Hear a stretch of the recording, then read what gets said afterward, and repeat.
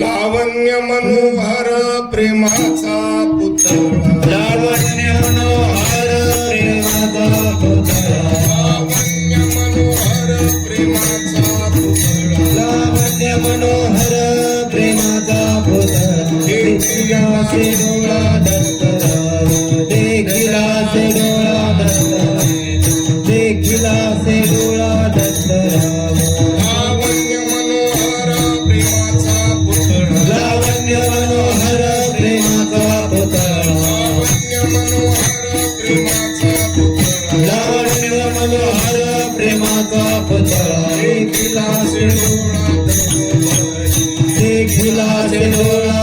दत्तराव देखिला सेवळा दत्तराव चरणी घातली मिठी प्रेम दुनावे पोटी मिठी प्रेम दुनावे पोटी चरणी घातली मिठी प्रेम नावे चरणी घातली मिठी प्रेम दुनावे पोटी हरपली दृष्टी पाता हरपली दृष्टी दुले पाना पाता हरपली दृष्टी दुले पाना चरणी घातली मिठी प्रेम नावे चरणी घातली मिठी प्रेम दुनावे पोटी चरणी घातली मिठी नावे चरणी घातली मिठी प्रेम दुनावे पाता हरपली दृष्टी दुले पाना पाता हरपली दृष्टी दुले पाना पाता हरपली दृष्टी दुले भावे मन माझे वेदने परिपूर्ण भरते मन माझे वेदने परिपूर्ण भरते मन माझे भरते परिपूर्ण भरते मन माझे वेदने परिपूर्ण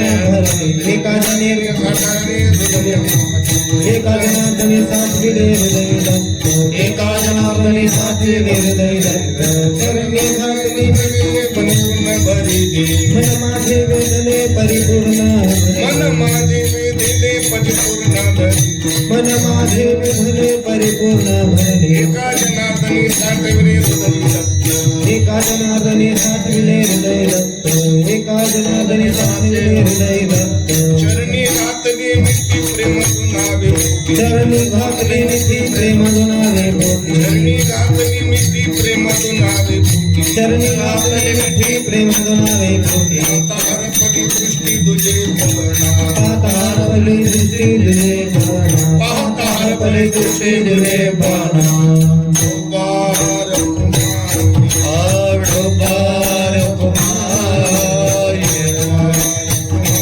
जय ढोबार कुमार जय ढोबार कुमार ढोबार कुमार जय ढोबार कुमार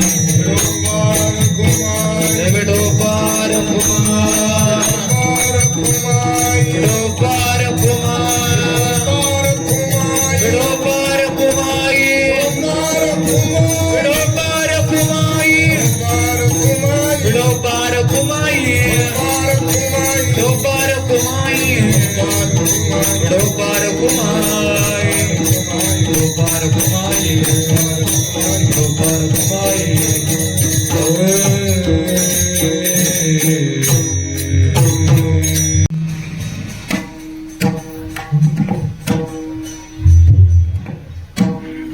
सर्व ढोल आवाज द्या व्यवस्थित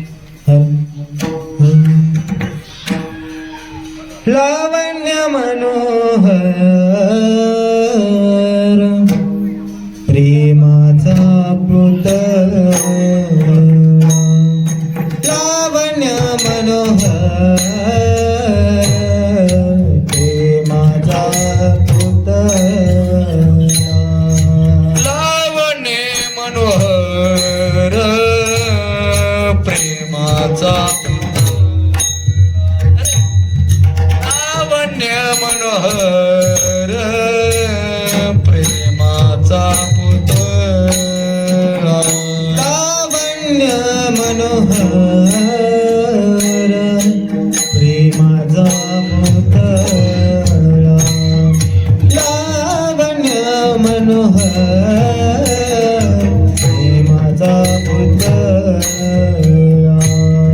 लावण्य मनोहर प्रेमाचा पुतळा लावण्य मनोहर प्रेमाचा पुतळा देखिला से डोळा दत्तरा देखिला से डोळा दत्तराव चरणी घातली मिठी प्रेम दुनावे पोटी चरणी घातली मिठी प्रेम दुनावे पोटी देखिला डोळा दत्तराव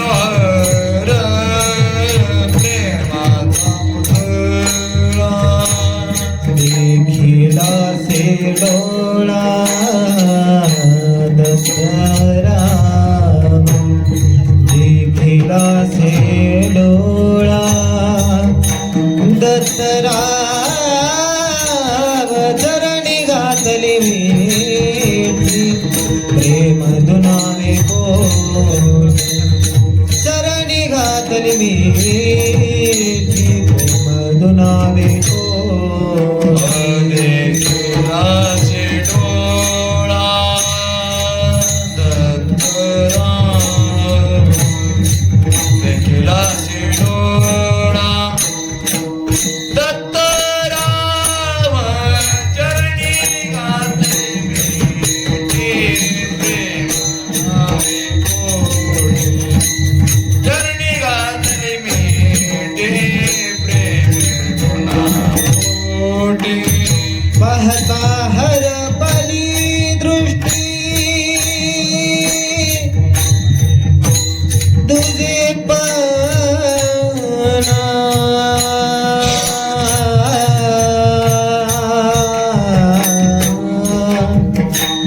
पाहता हरपली दृष्टी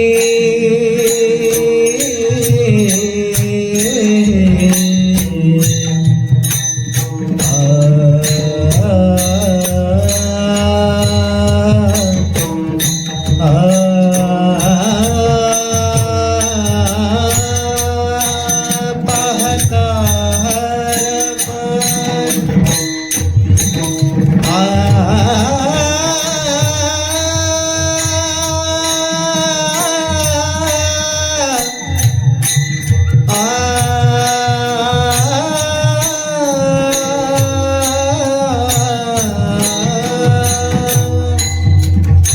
पाहता हरपली दृष्टी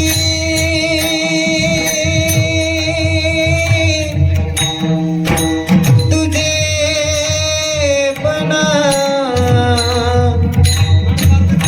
तुझे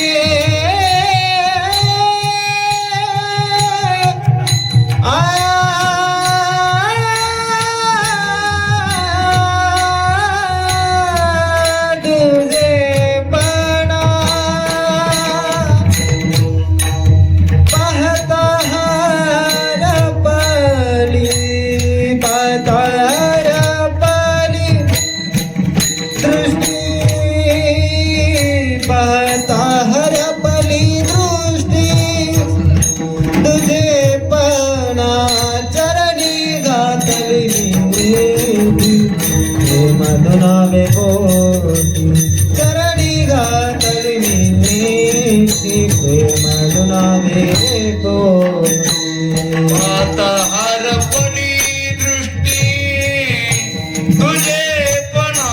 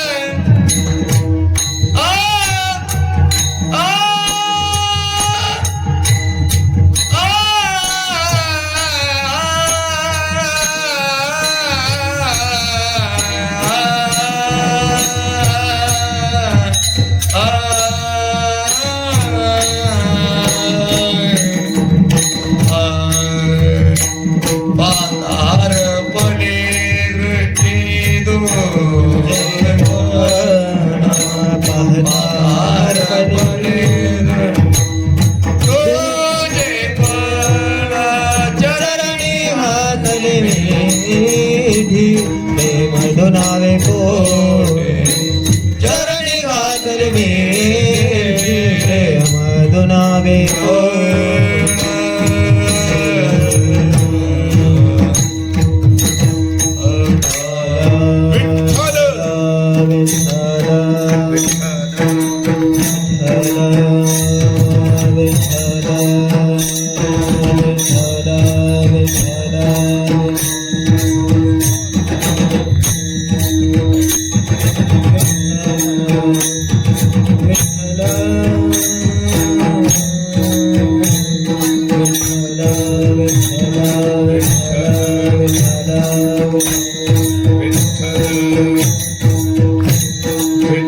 बोला बोला टाळी वाजवा. टाळी टाळी टाळी टाळी टाळी टाळी वाजवा. सर्वांनी टाळी आणि भजन करा.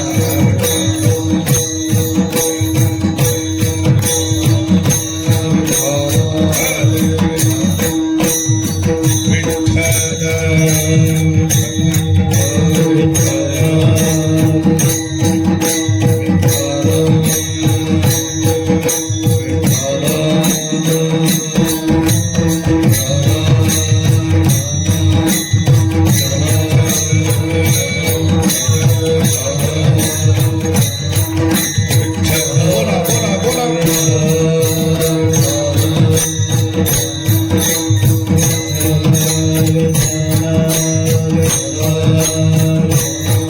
बोला हरी विठ्ठल श्री ज्ञानदेव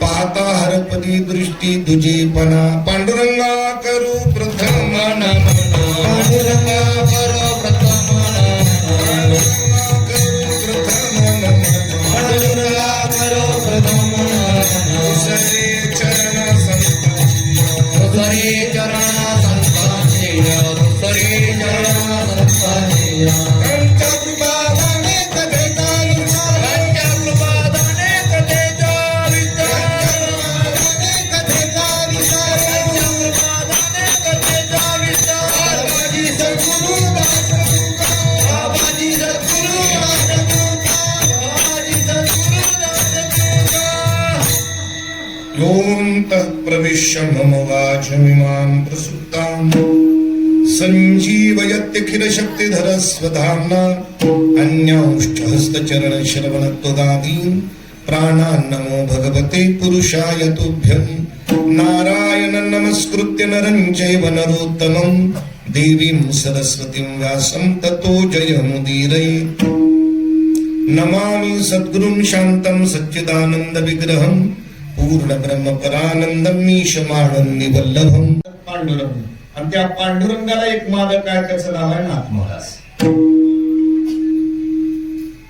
हातामध्ये भगवंतांनी 36 वर्ष सेवा केली नाथ महाराजांच्या वर्षी तावडीनं पाणी व्हायचं इत्यादी सेवा केली भावदार चौदारकीचं काम करावं 36 वर्ष सेवा केली 12 वर्ष विठ्ठलाच्या रूपात 12 वर्ष श्रीखंडाच्या रूपात आणि 12 वर्ष उद्धवाच्या रूपात तांत्रिक किती झालं मला 36 वर्ष अजून स्वप्नात त्याची मारामारी 36 वर्ष परमात्म्याने तुमच्या दरबारामध्ये सेवा केली त्या पांडुरंगाला विचारलं ना हो उद्धव रूपात असताना विठ्ठल रूपात असताना श्रीखंड रूपात असताना जर विचारलं हो इकडे या जरा तिकडे चला ना आमच्या घरी जरा जेवाय नाही का मी लवकर आहे कुणाच्या घरचा नाथ महाराजांच्या घरचा म्हणजे सगळ्या जगाचा मालक असणारा त्याही मालकाला एक नाथ आहे त्याचं नाव एकनाथ आहे त्याला एकनाथ आहे कोण आहे एकनाथ आहे असे शांती ब्रह्म एकनाथ महाराज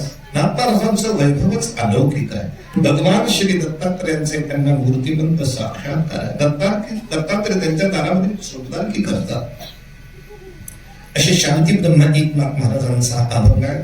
भगवान श्री दत्तात्रयाचं वर्णन करणार आहे. कसे लावण्य मनोहर भगवान दत्तात्रय सुंदर आहेत आणि मनाचं हरण करणारे. मनाचं हरण करण्या इतके ते सुंदर आहे आणि साक्षात प्रेमाचा पुतळा आहे. असा प्रेमाचा पुतळा अतिशय सुंदर नाथ महाराज म्हणतात ते श्री दत्त भगवानने माझ्या डोळ्याने बघितले. बघितल्यानंतर काय केलं नाथ महाराज? आपणही संत बघतो, आपणही देव बघतो, आपणही तीर्थ बघतो, आपण दिव्य विभूती बघतो, पण आपल्या बघण्याला अर्थच नाही, आपल्याला श्रद्धाच नाही. दिव्य विभूती बघितले की माणसानं पहिला नमस्कार करत जावा लागतो. गाय विभूती आहे, गाय बघितल्यास काय करावा? नमस्कार करावा. रस्त्याने जर आपण नदी बघितली तर नदीला काय करावं? नदी दिव्य आहे, त्याला नमस्कार करावा. रस्त्याने चालत असताना वारकरी बघितला त्याला काय करावा? नमस्कार करावा. असा नियम आहे. जर आपण बघितलं तर ही गोष्टी जर आपण करत असो तर आपल्याला अनुशासनाला आपण भगवत भक्त असं सिद्ध होतं. शांती ब्रह्म एकनाथ महाराजांनी असे शांत स्वरूप मनाचं हरण करणारे प्रेमाचा पुत्रा भगवान श्री दत्तात्रय बघितले. बघितल्यानंतर काम जर पहिलं केलं असेल तर चरणी घातली मिठी, चरणावर मिठीच मार जाऊन नमस्कार. चरणी घातली मिठी, त्याचा फळ काय मिळालं? चरणावर एक दत्त बघितले, चरण मी काय केलं? चरणावर मिठी मारली आणि चरणावर मिठी मारण्यास फळ काय मिळालं? मला सांगतात प्रेम दुनावे पोटी माझ्या अंतःकरणात दत्तात्रयांच्या विषयी प्रेम होतच, पण ते प्रेम दुप्पट झालं. प्रेम दुनावी पोटी अजून फळ काय मिळालं? सगळ्यामध्ये श्रेष्ठ फळ आहे हे काय? अंतःकरणात देवाच्या विषयी नितांत प्रेम निर्माण होणं याचं नाव एक आहे परमार्थातलं फल, दत्तात्रय भगवंताच्या दर्शनाचं फल. आणि दुसरं आहे पाहता हरपली दृष्टी दुचेपणा. दोन पणाची जी दृष्टी होती ती हरपून गेली. आता एक पणाची दृष्टी राहिली. पहिलं वाटत होतं देव आहे, जगत आहे, जगत आहे, देव आहे असं वाटत होतं. अशी दुजीपणाची दृष्टी होती. पहिली दुजीपणाची दृष्टी होती. एक दत्त भगवान आहे, एक मी आहे, एक मी आहे आणि एक दत्त भगवान. अशी दुजीपणाची दोन पणाची दृष्टी होती. ते हरपूनच गेली, आता राहिली नाही. म्हणजे जगत जगत राहिलं नाही, देह देह राहिलं नाही, माझा शरीर शरीर राहिलं नाही. फक्त जगात दृंग मात्र नियती मात्र जर काही शिल्लक राहिलं असेल तर त्याचं नाव फक्त दत्तात्रय भगवान आहे. दुजीपणाची दृष्टी माझी सगळी संपून गेलेली आहे. मन माझे भरिले परिपूर्ण पूर्ण मन माझं भरून आलं. मन माझी वेदने परिपूर्ण भरली. दत्तात्रय भगवंताने मन माझी वेदली. माझं प्रपंचाच्या ठिकाणी जे मन वेधत होतं पहिलं, प्रपंचात त्या चांगल्या गोष्टी बघितल्या, सौंदर्य बघितलं, लहान मुलं बघितलं, काही वस्तू बघितल्या, सोनं नाणं बघितलं, कोणाचे पैसे बघितले, एखादी सुंदर वस्तू बघितली की मन वेधत होतं. आता तिकडं माझं मन वेधत नाही. मन माझी वेधली. आता दत्तात्रयाने भगवंताच्याकडे माझं मन वेधून घेतलं. मन माझी वेधली परिपूर्ण भरली. प्रेमाने अंतःकरण माझं परिपूर्ण भरून आलं. एका जनार्दनी साठविली हृदयी दत्त. शांती ब्रह्म एकनाथ महाराज म्हणतात माझ्या हृदयामध्ये दत्त भगवंताला साठवलेला आहे. अभंगाचा सरळ अर्थ जरा प्रेमाने टाळी वाजून भजन करा. विठ्ठला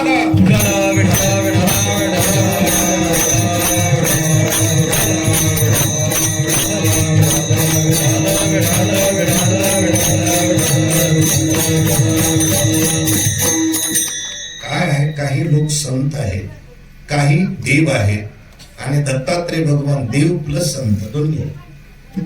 भगवान श्रीकृष्ण, भगवान श्रीरामजी साक्षात परब्रह्म म्हणजे साक्षात देव आहे, पण त्यांना संत होता आला नाही.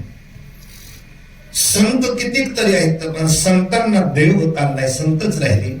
पण भगवान दत्तात्रय संतही आहेत आणि देवही आहेत, दोन्ही आहेत. संतही आहेत आणि देवही आहेत. देवाच्या अवताराचं प्रयोजन वेगळं आहे, संतांच्या अवताराचं प्रयोजन वेगळं आहे आणि आपल्या जन्माचं प्रयोजन वेगळं आहे. आपल्या जन्माला येण्याचं प्रयोजन वेगळंच आहे. जन्म घेणे लागे वासनेच्या संगीताची झाले अंगी रूप हरी रूप. आपण जन्माला येतो ना, आपण जन्माला जे येतो ते वासना शिल्लक राहिल्यामुळे जन्माला येतो. आता ऐका, तुम्ही जर म्हणत की आता माणूस आहोत, आपण सगळे इथं बसलेले माणूस आहोत, स्त्री पुरुष सगळे मनुष्य आहोत. कुणी जर मरताना मनुष्याची इच्छा धारण केली तर पुढचा जन्म मनुष्य प्राप्त होतो का? उत्तर आहे अजिबात नाही. बहुता दिसा फेरा आता मागवता येईल फेरा हे तो न घडे या. आता मागून दीपक महाराज कोणत्या चरण आता मागवता येईल कोणत्या बंगाचं चरण सुरुवात द्यायची शेवटचं चरण आहे ना. आता मागवता नाही मग कुणी म्हणेल मग नाथ महाराज म्हणतात जसा वासना तसा जन्म. जसा वासना तसा जन्म जरी असला एखाद्याला जर मरताना जड पदार्थाची वासना केली असेल किंवा चेतन पदार्थाची वासना जर त्याच्या मनात राहिली असेल तर तो मेला ना लगेच जडभरत राजा हरली गरवा गेला झाला तो जाताना वासना. प्रपंच घर असेल शेती असेल आपले वस्त्र असतील याच्यात जर माणसाची वासना कोणती तर त्या घरामध्ये पाल झुरड होऊन जन्माला यावं. आपल्या जन्माचं हे कारण आहे काय? लय मोठं कारण आहे का? लय मोठा पुरुषार्थ आहे का? उलट अपराध आहे गुरुजी म्हणायचे. हा सगळ्यात मोठा आहे. वासना ठेवून मरणं अपराध आहे, निर्वासन होऊन मरणं पुरुषार्थ आहे.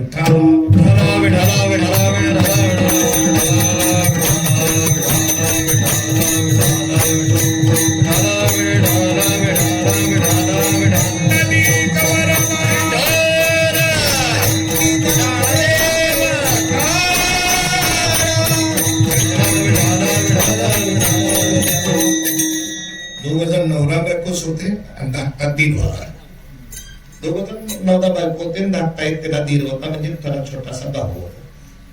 दोघ जणांना नवरा बायकोनं थोर त्याच्यावर प्रेम करायचं. दीर लहानाचा मोठा झाला 22-25 वर्षाचा झाला. काय त्याला आजार पडला दवाखान्यात टाकलं त्याला आणि दवाखान्यात टाकल्यानंतर त्याची ताप वाढतच गेली, प्रकृती खालावतच गेली, प्रकृती साथच दिला. डॉक्टर म्हणाला तुम्ही जे आणले होते नाही 10-12-5 लाख रुपये हे ते सगळे संपून गेले. जर अजून तुम्ही 10 लाख रुपये आणले तर अमुक ट्रीटमेंट दिल्यानंतर हा तुमचा माणूस वाचू शकतो.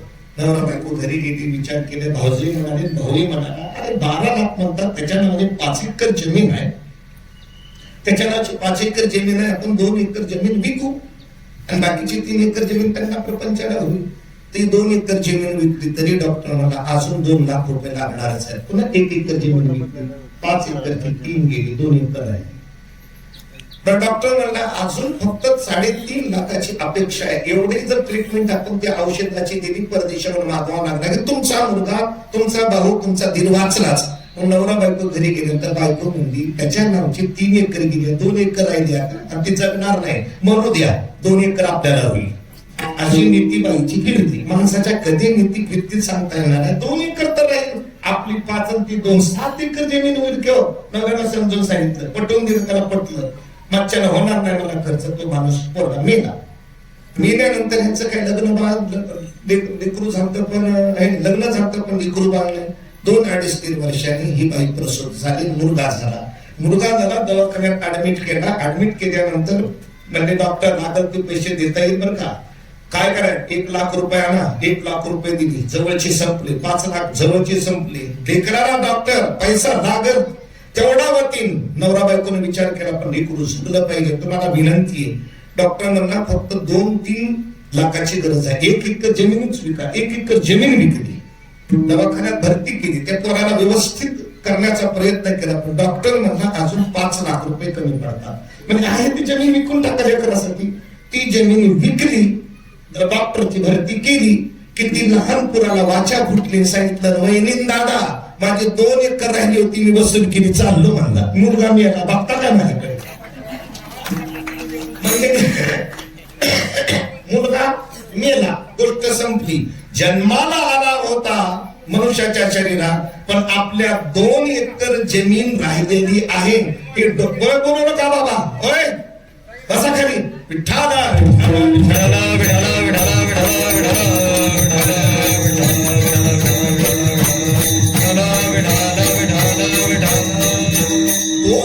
जमिनीसाठी आला तो जास्ती जीव टिकला नाही. 2 महिनेच टिकला ती पोरग मेलं. सांगण्याचं तात्पर्य जन्माला माणसाच्या आलता पण 2 एकरची वासना घेऊन आलता. मानवाच्या शरीराला आला पण वासना ठेवून आला. किती मोठा पुरुषार्थ केला. एक उपजताची मेली उलट मेला. म्हणून मानवाने वासना ठेवायच्या नाही, ठेवायच्या असल्या तर चांगल्या वासना ठेवाव्या. देववसी चित्ती त्याची घडावी संगती, ऐसे आवडते मला देवा पूर्वावी वासना. अशा चांगल्या वासना ठेवल्या पाहिजे. चांगल्या वासना ठेवून माणसाला जन्माला येण्याचं प्रयोजन आहे वासना, पाप इत्यादी. दुसरी गोष्ट, संतांच्या अवताराचं प्रयोजन काय? संत कशासाठी अवतार येतात? संतांना अवताराला यायचंच नसतं. गुरुजी परभणीकर गुरुजी म्हणायचे, व्यापक परब्रह्माला अविद्या उपाधी लागली की तुम्ही आम्ही सगळेच. व्यापक ब्रह्माला माया उपाधी लागली की देव, आणि व्यापक ब्रह्माला करुणा उपाधी लागली त्याचं नाव आहे संत. करुणा उपाधी लागली. नमो ज्ञानेश्वरा, ज्ञानोबा ओम नमो ज्ञानेश्वरा पुढं काय? करुणा संसारी नाम करुणया पुराण दुह्यम. व्यापक पर एकच ब्रह्म आहे. तुमच्यात बी तेच ब्रह्म आहे, दत्तात्रयाच्यात बी भगवंताच्यात बी तेच ब्रह्म आहे, संतात बी तेच ब्रह्म आहे. उपाधी भेदाने आलेले हे नाव आहे. भजन करा विठ्ठला विठ्ठला विठ्ठला विठ्ठला.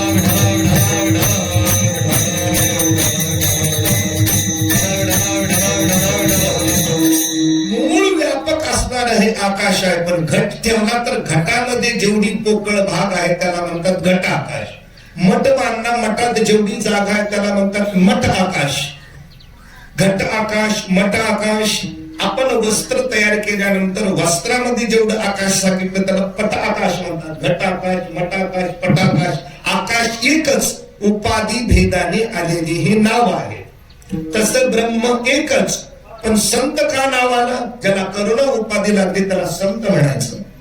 त्याच व्यापक परब्रह्माला जेव्हा करुणा उपाधी लागते तेव्हा संत म्हणायचं, अविद्या उपाधी लागते तेव्हा जीव म्हणायचं, आणि माया उपाधी लागते त्यावेळेस ईश्वर म्हणायचं. अशी उपाधी भेदाने संतांच्या अवताराचं प्रयोजन काय? संतांच्या अवताराचं प्रयोजन केवळ केवळ केवळ केवळ 2-3 वेळी शब्द वापरतो. तुमच्या माझ्यासारख्या नारकी लोकांना उद्धार करण्यासाठी त्यांच्या अंतःकरणात निर्माण झालेली दया हीच त्यांच्या अवताराचं कारण आहे. येते उपकारासाठी, येते उपकारासाठी, येते उपकारासाठी, येते उपकारासाठी. आले घर जावे मोठे, आले घर जावे, आले घर जावे मोठे, आले घर जावे मोठे, आले जावे मोठे, आले जावे मोठे. येते उपकारासाठी, आले घर जावे मोठे, आले घर जावे मोठे,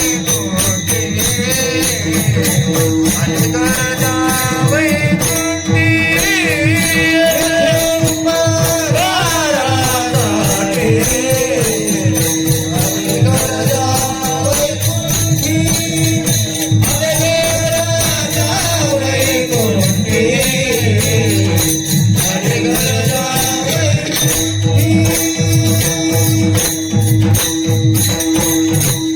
डोंगरावर संत श्रेष्ठ जगद्गुरु तुकोबारा एक दिवशी बसले असताना गंगाराम पंत मवाळ आणि जगनाडे हे दोघ जण गेले. गेल्यानंतर महाराजांचं दर्शन घेतलं आणि महाराजांना विचारलं, महाराज तुम्हाला या मृत्यू लोकात येण्याचं काहीच कारण नव्हतं. महाराज म्हणजे तुमचं म्हणणं बरोबर आहे, माझं काही कारण नव्हतं मृत्यू लोकात येण्याचं. वैकुंठामध्ये सभा भरली, सभेत सांगितलं की या मृत्यू लोकांमध्ये जाण्याची आवश्यकता आहे. म्हणून काय झालं होतं, त्या काळामध्ये परिस्थिती खूपच बिकटली होती. संतांच्या अवताराचं अजून एक प्रयोजन आहे. जशी ऐका करुणा प्रयोजन आहे, तसं समाजामध्ये वाङ्मयामध्ये काव्यामध्ये, ग्रंथामध्ये, पोथीमध्ये, पुस्तकामध्ये जर सामान्य माणसाने चुका केल्या किंवा सामान्य माणसं आपल्या बुद्धीने अर्थ जर लावू लागले, मग मात्र संतांना अवतार घ्यावा लागतो. ठीक आहे का? राक्षस माजल्यानंतर जेवढं देशाचं नुकसान होत नाही त्याच्याही पेक्षा वाङ्मयामध्ये, ग्रंथामध्ये, शिकवण्यामध्ये, पोथीमध्ये जर माणसं अर्थ विपरीत सांगाल्यास, प्रज्ञा हनन झाल्या जेवढं नुकसान होतं तेवढं कधीच नुकसान होत नाही. राक्षस 2-4 माणसाला मारू शकतील, पण जर वाङ्मयामध्ये जर चूक झाली तर बुद्धीचं हनन होऊन हजारो लोकांचं नुकसान होतं. वाङ्मय नुकसान सगळ्यात वाईट नुकसान आहे. पण आज नेक्लिस्टची शाळेमध्ये जी पद्धती शिक्षण पद्धती, नेक्लिस्ट नावाचा इंग्रजाचा एक माणूस आला, भारतीय संस्कृती शिक्षण पद्धती बदलली म्हणजे लवकर भारतीय संस्कृतीचा भारताचा नाश होईल, त्यांना असं ठरवलं आणि त्यांनी त्याच्या पद्धतीने शिक्षण चालू केली. जी पक्क लावून धरलं काँग्रेसनं, तदनंतर अजून बदलण्याची ताकद नाही. त्या सगळ्या ह्या चांगल्या गोष्टी बदलण्यासाठी तर 400 पार पाहिजे होतं ना. हे तर आपल्याला कळालं नाही, ह्या गोष्टी तर कळाल्या नाही. हे नेक्लिस्टची पद्धत बदलायची होती, जरा तरी समान नागरिक कायद्याच्या पद्धतीनं करायचा होता.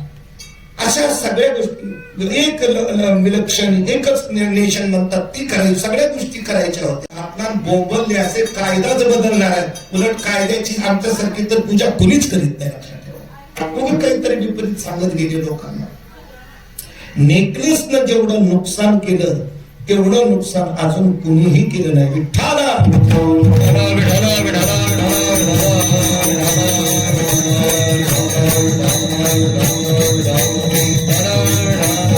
तुमच्या शिक्षणात ढवळाढवळ झाली, तुमच्या शिक्षणात व्यभिचार आला की पिढ्याना पिढ्या बर्बाद होतात. अर्थ लोपले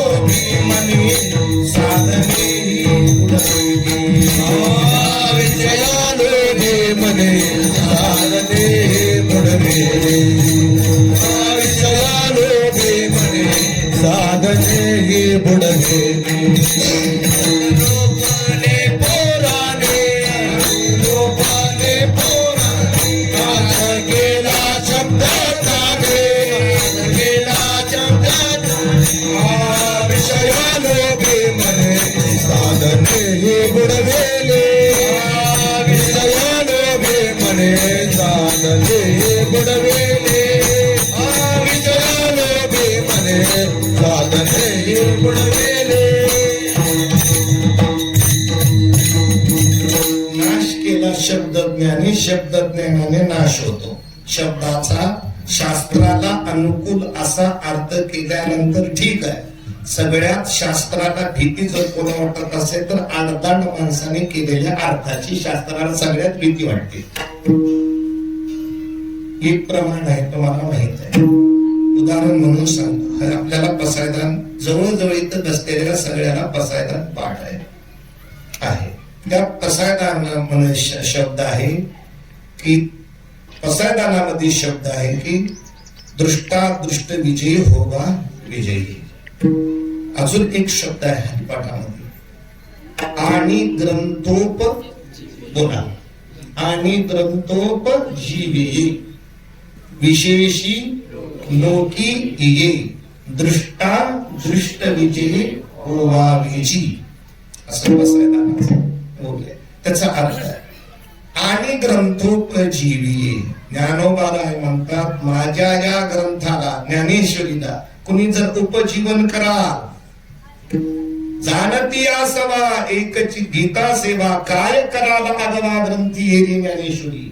जाणती आसवा, जाणत्या सुजान माणसासाठी इतर ग्रंथाची आवश्यकता नाही. जाणती आसवा एक गीताची सेवा, म्हणजे गीता म्हणजे ज्ञानेश्वरी, फक्त ज्ञानेश्वरीचीच सेवा.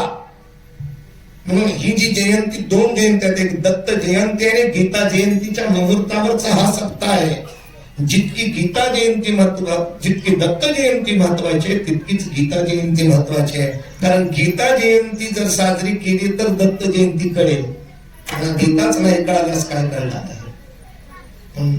ज्ञानोबारांनी सांगतात, माझी ही ज्ञानेश्वरी आहे. या ज्ञानेश्वरीचं जे उपजीवन करतात त्याचा बेटा उपजीवे दृष्टा दृष्ट विजय उगावी त्याला इहे लोकात आणि परलोकातले सगळे फळ प्राप्त होतील. इहे लोकातले सगळे फळ प्राप्त होतील. उत्तम बंगला मिळेल, मनासारखं शिक्षण होईल, मनासारखा पती मिळेल, मनासारखी पत्नी मिळेल, मनासारखा द्रव्य मिळेल, मनासारखी गाडी मिळेल. दृष्ट याला म्हणतात दृष्टफळ. जो ज्ञानेश्वरी वाचित असताना आपल्या जीवाचं उपजीवन करील ज्ञानेश्वरीला, त्याला इहलोकातले परलोकातले सगळे फळ मिळतील. पण कोणाला? आणि ग्रंथोपजीवन. एक आहे जीवन आणि दुसरा आहे उपजीविका. आता लोक काय करतात ते बघा. जीवन शब्दाचा अर्थ आहे जीवनाची व्याख्या सांगतो. जीवन म्हणजे त्याच्या वाचून राहूच शकत नाही, त्याचं नाव आहे जीवन. उदाहरण द्यायचं तर मासा आहे, त्या माशाला सांगितलं माशा 1200 रुपये लिटर तूप आहे त्याच्यात टाकतो, तो निवांत राहला 1200 असू दे, पण मला त्याच्यात चालणार नाही. माझं जीवन तूप नाही, माझं जीवन पाणी आहे. जीवना वेगळी तैसा तुका तळमळ. माशाचं जीवन काय मला सांगा? पाणी आहे. म्हणजे मासा त्याच्या जीवना वाचून राहूच, माशाचं जीवन पाणी आहे. आता आपलं बघा, एक आहे जीवन आणि दुसरे उपजीविका. आता उपजीविकेची व्याख्या सांगतो. उपजीविका म्हणजे त्याच्यावर चालतं पण त्याच्या बाजूनी भागतं, त्याचं नाव उपजीविका. तुमचा काय व्यवसाय? 4 म्हशी आहेत, 2 एकर जमीन आहे, म्हशीवर सगळं आमचं चाललंय. उपजीविकेचं साधन म्हशी आहे, त्याच्यावर म्हशीवर उपजीविकेचं साधन चालतं आणि म्हशी विकल्यानंतर विकून कंपनीत काम करू लागल्यानंतर कंपनीत चालतं. ऑब्लिक आहे. तुम्ही म्हशीवर उदरनिर्वाह भागवा, प्रपंच चालवा तरी चालतो. आणि ज्याला म्हशी विकून टाकल्या त्याची उपजीविकेचं दुसरं करता येतं का नाही? बघा, नोकरी करता येते, दुसऱ्याची शेती करता येते, दुसऱ्याच्या शेतात काम करता येतं. उपजीविका बदलता येते, जीवन बदलता येत नाही. पण एका कीर्तनकाराने अर्थच असा केला, जो ज्ञानेश्वरी उपजीविकेचं साधन करील म्हणजे ज्ञानेश्वरीवर प्रवचन करीन, पैसे घेऊन पोट प्रपंच भागवेल ना, त्याला ज्ञानोबा म्हणतात, असं अर्थ केला. त्याचा अर्थ उपजीविका नाही, उपजीवन आहे. जीविका नाही, उपजीव्य आहे. त्याच्या वाचून ज्ञानेश्वरी वाचून आपण जगू शकत नाही. जर ज्ञानेश्वरीचा अर्थ असं करा, ज्ञानेश्वरी वाचायची, ज्ञानेश्वरी प्रवचन करायचे, त्याच्यावर जगायचं, असा जर आपण अर्थ केला तर ज्ञानेश्वरी उपजीविकेचं साधन होईल. आणि उपजीविकेचं साधनच माऊलीने सांगितलं म्हणजे ज्ञानेश्वरी. ज्ञानेश्वरी वाचा, प्रवचन करा, पैसे पोट भरा, असा अर्थ केल्यानंतर अर्थ निघतो नाशिकेला शब्द ज्ञाने. अशा शब्द ज्ञानाने नाश केल्यानं अर्थ काय होतो? ज्ञानेश्वरी वाचायचे, अर्थानुसंधान करून आपल्या स्वरूपापर्यंत पोहोचायचं, ज्याच्यासाठी ज्ञानेश्वरी आहे. अर्थ असा न करता पोट भरण्यासाठी, पैसे कमवण्यासाठी ज्ञानेश्वरी आहे, असा जर अर्थ केला तर त्या शब्दाचा नाश केला का नाही झाला? त्या शब्दाच्या अर्थाचा नाश केला. नाश केला शब्द ज्ञान. अशा पद्धतीने पण संत कशासाठी येतात तर हे जे नाश जो शब्दाचा झालेला आहे ना, त्याचा अचूक मार्गदर्शन करण्यासाठी संत पृथ्वी तलावर येतात. आपलं अवताराचं प्रयोजन, जन्माचं बघितलं, संतांच्या अवताराचं प्रयोजन बघितलं, देवाच्या अवताराचं प्रयोजन काय, कशासाठी परमात्मा आहे? भगवद्गीते सांगितलं, यदा यदा हि धर्मस्य ग्लानिर्भवति भवति भारताभ्युत्थानमधर्मस्य तथात्मानं सृजाम्यहं परित्राणाय साधूनां विनाशाय च दुष्कृतां धर्म संस्थापनार्थाय संभवामि युगे. परमात्मा अधर्म वाचतो आणि धर्म कमी होतो, त्यावेळेस परमात्मा अवतार धारण करतो. अधर्म वाचलं म्हणजे काय? अधर्म वाचतो आणि धर्म कमी होतो, त्या शब्दाचा अर्थ काय करायचा? अधर्म वाचलं म्हणजे काय? ज्ञानोबांच्या दृष्टिकोनातून अधर्म शब्दाचा अर्थ आहे प्राणी या कामी गुरु देहाची गुरु आदरू म्हणून पडिला विसरू आत्मबोधाचा. त्या संदर्भात त्या ओव्या आहेत. प्रत्येक व्यक्तीचा देह, ऐका बोलू नका कोणी, प्रत्येक व्यक्तीचा देहावर ज्या दिवशी आदर होईल, प्राणी या कामी गुरु देहाची वरी आदरू, देहावरच ज्या दिवशी आदर माणसाचा होईल ना, देहावर प्रत्येक व्यक्तीचा आदर झाला, देहावर आदर झाला की समजायचं अधर्म वाढला, असं नाही बरं. देहावर आदर. प्रत्येक माणसं बघा, काळी पांढरी केस झाली की त्याला काय करतात? बोला, काळ. पांढरी केस झाली की माणसं काळ लावतात. कितीतरी माणसांची अशी सवय असते जी देहावर आदर, देहावर इतका आदर, काही काही माणसाला सगळं मॅचिंग शिवाय जमतच नाही. मी तरी लग्नाला आहे का बाई खरं मी खोटं सांगत नाही, मी बघितल्याला सांगतो बरं का, मी कीर्तनात वरून खोटं बोलणार नाही. बाईची मॅचिंग हिरवी साडी हिरवीच, ब्लाऊज हिरवच, हातातल्या बांगड्या हिरव्याच, हातातली अंगठी हिरवी, नाकातली नथ बोला नाकातली नथ समजा सोन्याची ती तर नाही म्हणते, ती नाकातली नथ हिरवी, हातातला रुमाल हिरवाच, नाकातलं नाही समजलं बिबत सरस आहे हो. असं इतकी देहतादात्म्य वाढलं प्रत्येक व्यक्तीचं की ती व्यक्ती आपल्या आई वडिलांचं बघत नाही. देहतादात्म्य वाढलं, बायको असेल तर नवऱ्याचं बघत नाही, नवरा असेल तर बायकाचं बघत नाही, फक्त आपलं बघतो. आपलं बघणं म्हणजे अधर्म आहे. विठ्ठला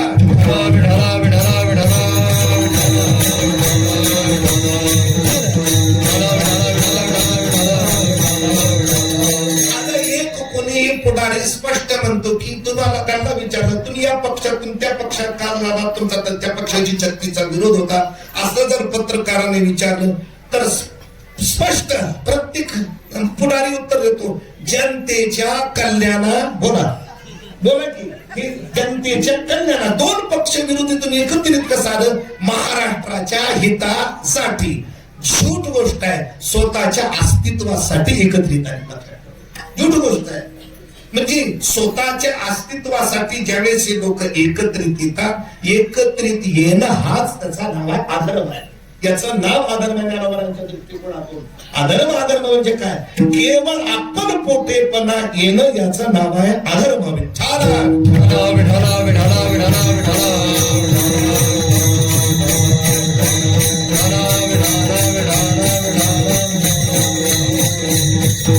ज्यावेळेस पृथ्वी तलावर अधर्म माजतो त्यावेळेस परमात्म्याला थांबावं वाटत नाही.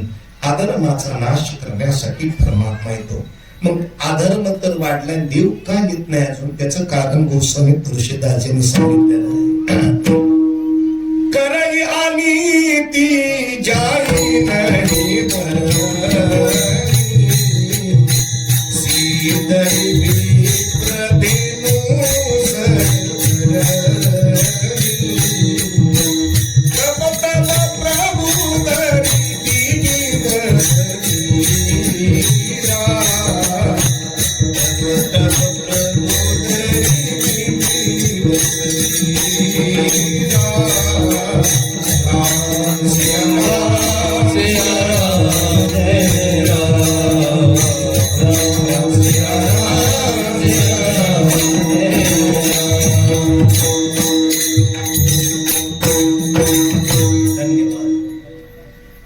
परमात्मा अवतार घेतले त्याचं उत्तर दिलेलं आहे गोस्वामी तुळशीदासजींनी.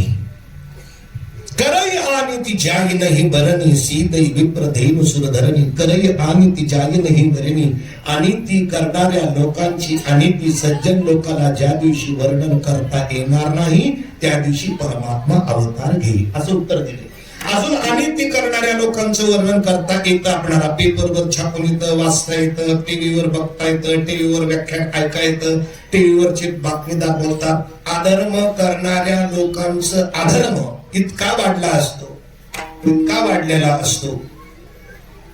एक गिनीज बुक म्हणून ऐकून असं सगळे, गिनीज बुकच बरोबर आहे त्याच्यात. गिनीज बुकामध्ये नोंद असतात, कोणी चांगलं काम केलं की नोंद असते. असे सगळ्याच्या नोंदी झाल्या असतील. एक माणूस म्हणला आपण ही नोंद करावी, त्याने नोंद केली. एक डुक्कर गेलं की नोंद करायला, डुक्कर सुवर की आपली नोंद करावी. मध्ये गेल्यास त्या नोंद करणाऱ्याने विचारलं तुमची कशासाठी नोंद करायची, तुम्ही काय कुस्तीपट्टू आहात का, तुम्ही क्रिकेटपट्टू आहात का, नेमके कोण आहात, तुमची काय म्हणून नोंद करावी, का सुंदर आहे म्हणून. सगळ्यात तो काय डुक्कर म्हणला, सगळ्यात सुंदर जो कोणी असेल गिनीज बुकात त्याची नोंद आहे का नाही बोला आहे. सगळ्यात जो सुंदर आहे त्याची नोंद आहे की गिनीज बुकामध्ये नोंद. तो म्हणला मग तुमची कशासाठी नोंद करायची? म्हणजे मग सगळ्यात सुंदराची जो नोंद आहे तर सगळ्यात कुरूप आणि सगळ्यात घाणेरडा म्हणून माझी नोंद करून घ्यायला काय? सगळ्यात सुंदर म्हणून जर नोंद आहे तर सगळ्यात घाणेरडा म्हणून नोंद करा ना. तो नोंद करून घेणार ऐका, ध्यान देऊन चित्त देऊन ऐका. कुणी झोपला असलं तर आहे उठा, ऐकताना झोप येते. तो म्हणला प्लीज नोंद झाली, सगळ्यात घाणेरडा म्हणून नोंद झाली. कोण म्हणलं सगळ्यात घाणेरडा? मी सगळ्यात घाणेरडा? आता माझ्यापेक्षा कोण घाणेरडा असेल नाव तर सांगा. म्हणजे राजकारणी लोक, राजकारणी लोकांची सगळ्यात घाणेरडी म्हणून पहिलीच नोंद आहे विठ्ठला विठ्ठला विठ्ठला विठ्ठला विठ्ठला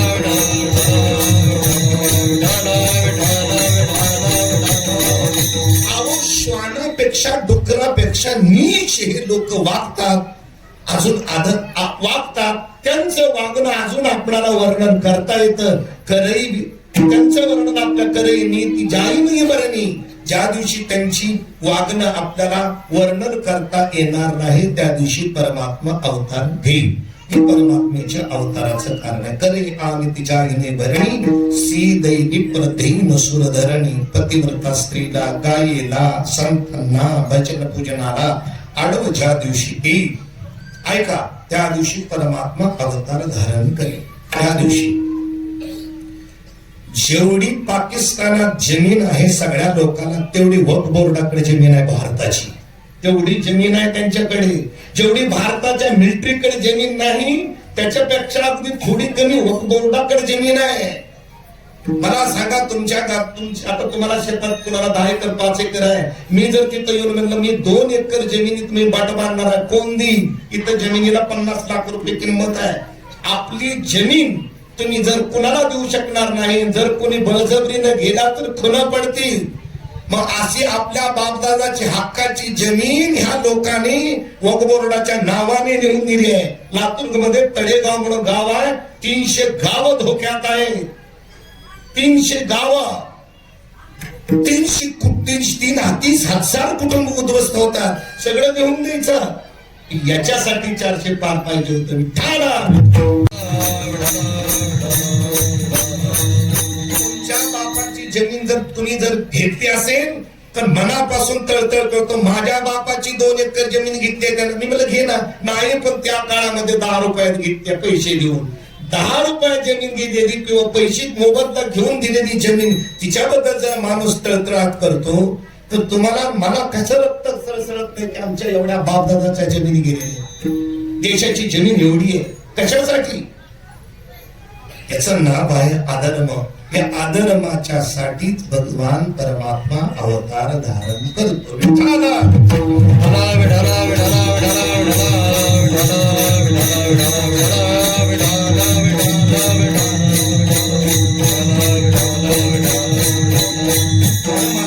कीर्तनावर त्याच्यासाठी तू दत्तात्रय भगवान त्याच्यासाठी आलेले आहेत. जगतामध्ये ज्यावेळेस वाङ्मयात बदल झाले, जगात अज्ञानी लोक आहेत, त्या अज्ञानी लोकांना उपदेश करण्यासाठी भगवान दत्तात्रय प्रकट झाले.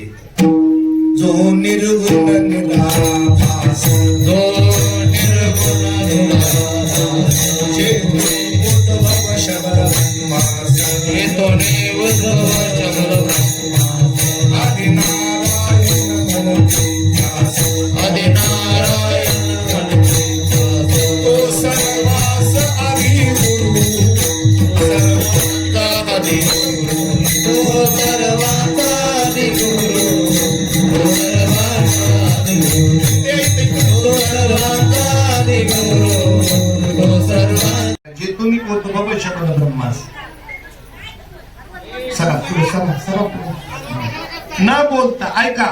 आपण लक्षात ठेवा, हा लग्नाचा मंडप नाही. पहिलं लक्षात ठेवायचं, हा लग्नाचा मंडप नाही, हा मंडप आहे तो कीर्तनाचा मंडप आहे. चिमण्यात आणि बायका काहीच बदल नाही. तुमच्याकडनं नाही, आमच्या गावाकडल्या तुमच्याकडे अजून मला 1-1.5 तास थांबायचे. कशाला म्हणायचं? विठ्ठला विठ्ठला विठ्ठला विठ्ठला विठ्ठला विठ्ठला विठ्ठला विठ्ठला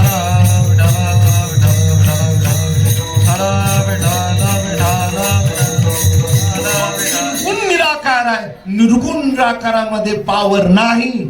निर्गुण निराकार परमात शब्द होतो त्यावेळेस पावर आहे. मला सांगा, लाईट नदीमध्ये, नदीतून पाण्यामधून विद्युत तयार होते, पण अशी तयार होत नाही. त्या पाण्याला एक धार द्यावं लागते. व्यापक पाण्याला एक अशी जोरात धार दिली की चक्र फिरतं. त्या चक्रापासून काय बनते? वीज बनते, लाईट बनते. पाण्यापासून लाईट बनते हो, पण केवळ पाण्यापासून नाही, पाण्याला संकुचित केल्यानंतर लाईट बनते. एक लक्षात ठेवा, पाणीच इतकं खतरनाक आहे. त्या पाण्याला जर आपण बारीक अशी धार दिली, बारीक धार, या स्लाबला सुद्धा छिद्र पाडून पलीकडे जाऊ शकते. कोणाची ताकद आहे? पाण्याला दिलेल्या धारेची ताकद आहे. क्या पाण्यात ताकद आहे? पाण्याची ताकद तशी नाही. पाणी जर एक ग्लासभर आपण याच्यावर टाकलं, याच्यावर एक ग्लासभर पाण्याने छिद्र भिंतीला पडतं का? बोला. पण पाण्यानंच पडतं. पण त्या पाण्याला धार देऊ तेव्हा. जसं निर्गुण निराकार परमात्म्यामध्ये ती शक्ती नाही, पण जेव्हा तेच निर्गुण निराकार शब्द ब्रह्म होतं. शब्द ब्रह्म शब्दाचा अर्थ आहे व्यापक परब्रह्म अविद्येमध्ये येऊन, व्यापक परब्रह्म मायेमध्ये येऊन जेव्हा ईश्वर रूपाला येतं तेव्हा त्याच्यात पावर तयार होते, त्याच्यात शक्ती तयार होते, शक्ती तयार होते. हे सूर्याची किरण आता खाली पडलेली आहेत. खाली कागद ठेवा, जळतो का? नाही. तो जर आपण बहिर्वक्र यंत्राच्या खाली, त्या काचाच्या खाली जर ठेवलं तर आपण खाली कागद ठेवायचा, त्याच्याने जळतं का नाही? कारण त्याच्यात शक्ती येते, त्याला शबलत्व येतं, म्हणजे दिव्य शक्ती येते. दिव्य शक्ती परमेश्वराची त्याच्यात येते. निर्गुण निराकारामध्ये शक्ती नाही. ते शबल ब्रह्म झाल्यानंतर जे तुम्ही त्यालाच म्हणतात शबल ब्रह्माचं नाव आहे आदिनारायण. त्याचं नाव आहे नारायण भगवान. आदिनारायण म्हणती त्या तू सर्वास आदिगुरु. म्हणून पंढरीचा पांडुरंग सगळ्याचा आदिगुरु. विठ्ठला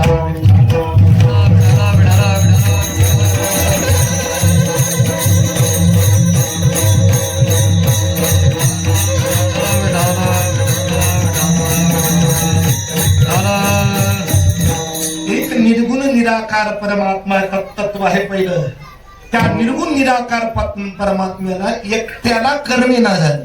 आणि माणसाचा स्वभाव संघप्रिय आहे. माणूस संघात राहू शकतो, एकटा राहू शकत नाही. एखाद्या माणसाला जर आपण म्हटलं ना, अरे बाबा तू ज्ञानेश्वरी वाच, म्हणला मला महाराज ज्ञानेश्वरी तुम्ही वाचायला सांगता, घरामध्ये इतका गोंधळ चालतो ना. 3 पोरं आहेत, 3 मुली आहेत, असं एकंदरीत 6 जणांचं कुटुंब आहे. एक तरी मुलगा काहीतरी ओरडतो, बायको काहीतरी म्हणते, खटाटोप होते, घरात धिंगाणा होता, गोंधळ होतं, भांडण होतं. ज्ञानेश्वरी वाचायला लक्ष लागत नाही. हा एकदा सगळा आमच्या घरचा माणूस उताडा, आमच्या घरची हे सगळे पुरे एकदा बायको माहेरला गेली, पुन्हा ज्ञानेश्वरी वाचूनच टाकतो म्हणला. मी म्हणलं वाचून टाकतो नको, फक्त वाच नको म्हणतात, वाचून टाकतो. ठीक आहे. दीपावली आली, बायको माहेरला गेली, यानं ज्ञानेश्वरी काढली, ज्ञानेश्वरी वाचायला सुरुवात केली. ओम नमोजी आद्या वेद प्रतिपाद्या जय जय स्वसंविद्या. कोणीच नाही ना. देवा तुझी गणेश सकलार्थमती प्रकाश म्हणे निवृत्ती दास अवधाने तुझी. हे शब्द ब्रह्माशीष त्याची मूर्ती सुवेश. जेत वर्णव को निर्दोष मिरवताची स्मृती त्याची अवयव. लगेच थांबला तो. थांबल्यानंतर उठला, चहा वगैरे घेतलं आणि लगेच फोन घेतला, मोबाईल लावला. हॅलो पिट्या काय करायला? म्हणलं काय झालं? कर म्हणावं म्हणला. 5 वेळा तर जिरली की पिठाला.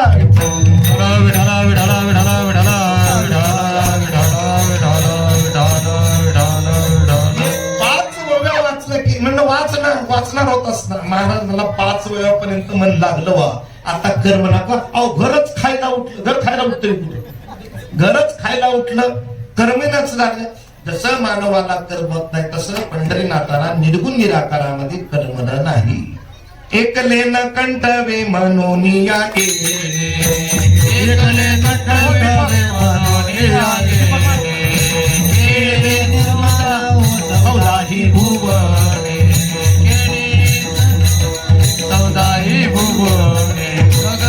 गगन चंद्र सूर्य मेघ तारांग.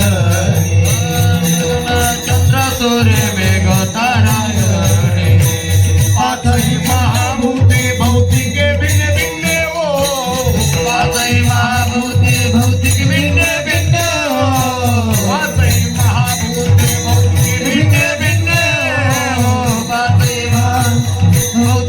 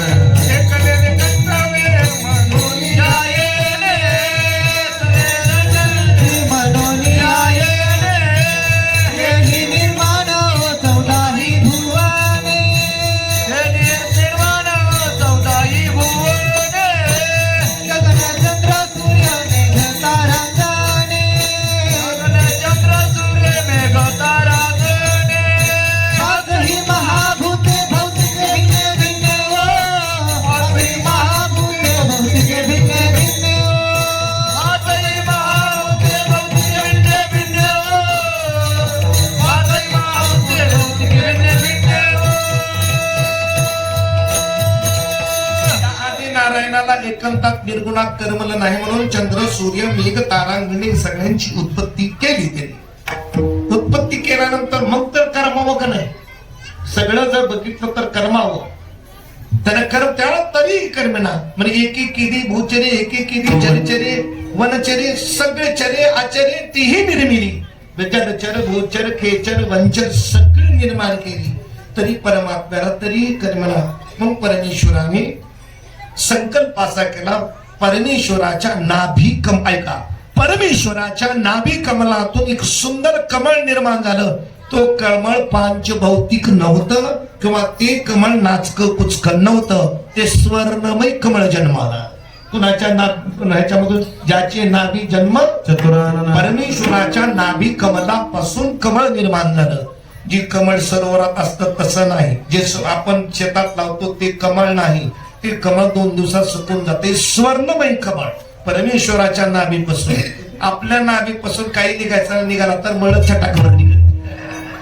काय निघायचं आपल्या नाभी कमलापासून? परमेश्वराच्या नाभी कमलापासून निघालं. कारण का परमेश्वरच मूळ सच्चिदानंद घन पंढरीये परिपूर्ण ठेवून या जगन वाट पाहे भक्ताची सच्चिदानंद घन. परमात्मा सच्चिदानंद घन आनंद असल्यामुळे त्याच्यापासून कमळही आनंद रूप जन्माला आलं. बोला, परमेश्वर आनंद रूप, कमळ सुद्धा जन्माला आलं आनंद रूप. आणि त्या कमळातून चतुर्मुख ब्रह्मा प्रगट झाले, चतुर्मुख ब्रह्माची प्रागट्य झाली. आणि त्या ब्रह्मदेवाला नारायणाने सांगितलं की तुम्ही ब्रह्मदेवा या जगताची उत्पत्ती करा. आणि त्या ब्रह्मदेवाने आपल्या पित्याच्या सांगण्यावरून या संपूर्ण जगताच्या सृष्टीला प्रारंभ केला.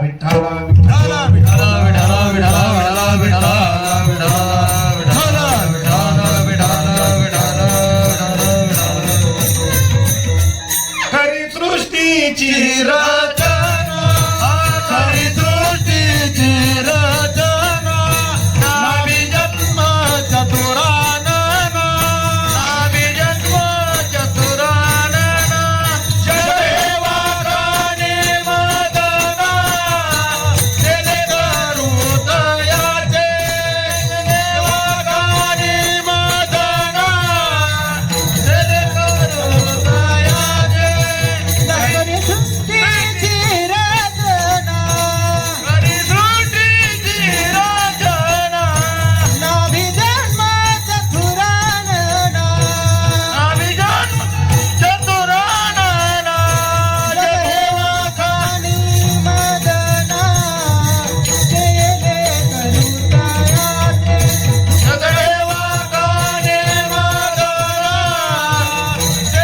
करुतयाचे. बारकावे बोलायचं. प्रत्येकाचं उत्पत्ती स्थान जर आदी नारायण आहे, पण सच्चिदानंदापासून प्रत्येकाची उत्पत्ती जर आहे, तर मग ज्याच्यापासून उत्पन्न झालो आपण त्याचे सगळे कारणाचे गुण आपल्यात आले पाहिजे होते का नाही? बोला. मग सगळे गुण आले पाहिजे होते का नाही? आले पाहिजे होते. आलेत का नाही? आलेत. पण आपलं त्या परमात्म्याच्याकडून आलेल्या गुणाकडे लक्ष नाही. एक कारणासाठी आपल्याकडे असणाऱ्या दोष घालवण्यासाठी एक कीर्तन ऐकायचं, आणि दुसरं एक कारण कीर्तन ऐकायचं की आपल्याकडे कोणते सद्गुण आहेत त्या सद्गुणाच्या वृद्धीकरिता कीर्तन ऐकायचं. म्हणजे कारण 2 झाले कीर्तन ऐकायचे. सद्गुणाच्या वृद्धीकरिता एक कीर्तन ऐकायचं, आणि दुसरं कारण आहे की आपल्या अवगुणाच्या दोषासाठी निवृत्तीसाठी कीर्तन ऐकायचं. मग आपल्याकडे सच्चिदान आनंदपणा आला पाहिजे होता. आनंदपणा येऊन सुद्धा आपल्याला दिसत का नाही? का दिसत नाही? त्याचं कारण आहे आपल्या बुद्धीनं परमात्म्याशी ऐक्य करायच्या ऐवजी आपल्या बुद्धीनं ऐक्य संसाराशी केलंय. कारण संसाराशी ऐक्य केल्यानंतर संसार अनित्य. संसारू सागरुगा भव दुःखाचे मूळ, संसार सागरुगा भव दुःखाचे मूळ, जनवाद अंतरुण माती केली इंगळ. म्हणून आपण त्याच्यापासून जन्माला आलो, त्याचे सगळे गुण आपल्यात आलेलेच आहेत, आलेले आहेत. पण आपण तादात्म्य करत असताना कुटस्थाशी करायचं. ते आपण तादात्म्य करत असताना चिदाभासाने गुरुजी म्हणायची, चिदाभासा भिकारी प्रकाश गुरुजी म्हणायची. चिदाभास या चिदाभासाला विकारी प्रकाश का म्हणायचं? गुरुजीने उत्तर द्यायचंय. गुरुजीला विचारा, गुरुजी चिदाभास फक्त गुरुजीच वाक्य आहे, चिदाभास विकारी प्रकाश आहे. आतापर्यंत कुणी सांगितलं ना? फक्त गुरुजीने सांगितलं.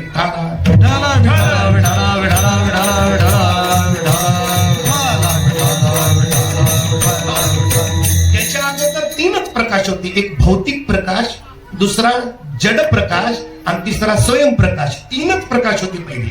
कृपया आता तिन्ही प्रकाशाचा मला विचार करायचा नाही, पण गुरुजींनी एक प्रकाश शोधून काढला, त्याचं नाव आहे चिदाभास आणि त्याला नाव दिलं विकारी प्रकाश. फक्त विकारी का म्हणायचं? तो तर कूटस्थाचा आहे ना. मग कूटस्थाचा असतात, बुद्धीला अधिष्ठान झालेल्या चैतन्याला कूटस्थ म्हणतात. कूटस्थ म्हणजे ब्रह्मच, ब्रह्म म्हणजे कूटस्थच, एकच याचं नाव आहे ब्रह्म आणि कूटस्थ. पण बुद्धीला अधिष्ठान झालेला चैतन्याचा जो भाग आहे त्याला म्हणायचं कूटस्थ. म्हणजे कूटस्थ कसं आहे? सदाय चिदाय आनंद रूप असं कूटस्थ ब्रह्म आहे. हो आहे. मग तो त्याला विकारी का म्हणायचं?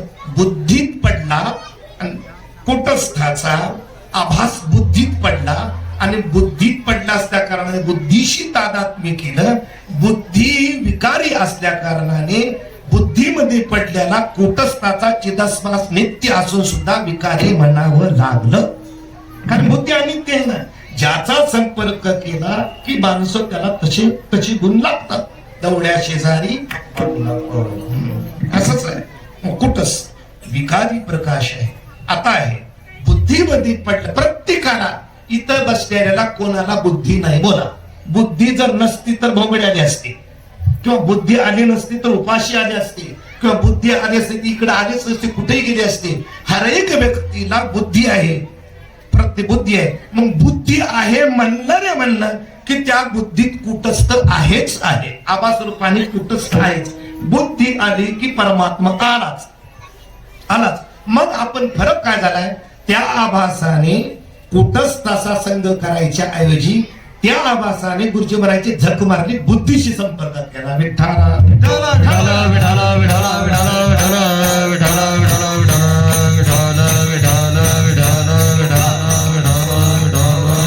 आपलं चाललंय कशासाठी? जर परमेश्वरातून ब्रह्मदेवाची उत्पत्ती आहे, त्याच्यापासून आपण उत्पन्न आहोत. आपण आनंद रूपासून आनंद रूप वाटत का नाही? त्याचं उत्तर आहे आपल्या चिदाभासाने बुद्धीशी संपर्क केला म्हणून. आणि बुद्धी विकारी, बुद्धी जड आहे. बुद्धी क्षणाला पालटणारे, क्षणा पालटती अनेक बुद्धीचे तरंग, क्षणा पालटती रंग. म्हणून एक गुरुजी म्हणायचे अभ्यास करायचा. गुरुजींच्याकडेच अभ्यास केलेले 12 वर्ष सलग श्री आदरणीय स्वानंद सुखनिवासी देवकते महाराज, देवकते मौली त्यांच्याकडेच अध्ययन केलेले. एकच काम करायचं मोशन आल्यानंतर, फक्त चिदाभासाने बुद्धीचा संपर्क करायचा नाही. मग एक चिंतन करायचं की मी आत्मा आहे, सच्चित आनंद रूप असं चिंतन करायचं. जीवनाचा बेडा पार होईल. फक्त तादात्म्य कोणाशी केले त्याच्यावर अवलंबून आहे. ब्रह्मदेवाची उत्पत्ती आनंदातून झाली, आनंदमय परमात्मा पासून झाली. ब्रह्मदेवाने सृष्टीची रचना केली. नारायण आले आणि ब्रह्मदेव म्हणाले, पिताजी, माता धाता पिता ना वेद्यम पवित्र ओंकार रुक्साम तेजुरे वच. दीपक महाराज कोणत्या अध्यायातला किती क्रमांकाचा श्लोक आहे? 9 अध्यायातील 17 क्रमांकाचा हा श्लोक आहे. वेद्यम पवित्र ओंकार रुक्साम तेजुरे वच. माता धाता पिता मा, प्रत्येकाचा बाप श्री परमात्मा आहे. मग ब्रह्मदेव म्हणाले की बघा मी सृष्टी निर्माण केली, चल दाखव. एक मोठा डोंगर, त्या डोंगरावरून झरा वाहिलेला. बघा, ही झरा मीच निर्माण केला, डोंगर मीच निर्माण केला, ही झाडी मीच निर्माण केली. झाडाच्या खाली जे आडा आहे ना, त्या आळ्यामध्ये बसलेले ससे, त्या बघा पिताजी ब्रह्मदेव स्वतः सांगतात श्रीमद भागवतामध्ये, बघा झाडाच्या खाली असताना आळ्यात असणारे ससे. ससा दिसतो कसा? कापूस पिंजून ठेवा महाराज असा सुंदर ससा आहे. झाडावर वर बघा पोपट बसलेला आहे. पोपटाचं वैशिष्ट्य बघा, पाठीमाग पोपट सगळा हिरवा आणि तोंडामध्ये लाल. माकडं बघा तोंडात काळे, पाठीमागून मटे बघ टिंब बघा ही कशी सृष्टी केली. नारायण भगवान नाराज झाले. ब्रह्मदेव म्हणते काय झालं पिताजी, एवढी मी सृष्टी कष्ट करून केली, बघा झाड बघा, हे वृक्ष बघा, जरा तर हे खाली बघा आळं बघा, त्या आळ्यातले हरण ससे बघा, सगळे ब्रह्मदेवा सुंदर आहे रे, पण हे सुंदर झाड निर्माण केलंय, वेगवेगळ्या प्रकारचे रंग फुलं आहेत, त्याला हे झाड माझं भजन करतं का रे ब्रह्मदेवा? हा ब्रह्मदेव म्हटले नाही, परे सुंदर ससा आहे, माझ्याकडे टुळू टुळू बघतो, पण माझं भजन करतं का रे? म्हणे भजन करत नाही. म्हणे तू निर्माण केलेली सृष्टी कोणतीच भजन करत नसल्यामुळे ही निर्माण झालेल्या सृष्टीविषयी मी अप्रसन्न आहे. म्हणजे याचा अर्थ काय झाला? बारकावना तुम्ही संसारिक आहात, तुम्हाला बायको आहे, बायकोपासून पुत्र संतती झाली, 1-2 असतील, ती 2 झालेली संतती जर भजन करत नसेल, श्रद्धा साधू संतावर नसेल, किती भला मोठा प्रपंच असेल, तर भगवान तुमच्याहीच प्रपंचावर अप्रसन्न आहे. म्हणून आपल्या कुटुंबातल्या व्यक्तीने जे आपण संतती निर्माण केली, नाहीच काही पाठ झालं तर प्रत्येकाचं आद्य कर्तव्य आहे की आपल्या मुलाकडून हरिपाठ पाठ करून घ्यावा. विठ्ठला विठला विठला विठला विठला विठला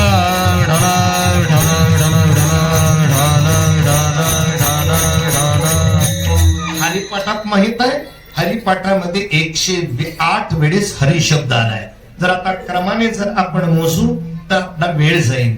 फक्त माझ्यावर विश्वास ठेवा. आता तुम्ही घरी गेल्यास मोजा, हरिपाठामध्ये हरी हा शब्द किती वेळा आलाय? बोला.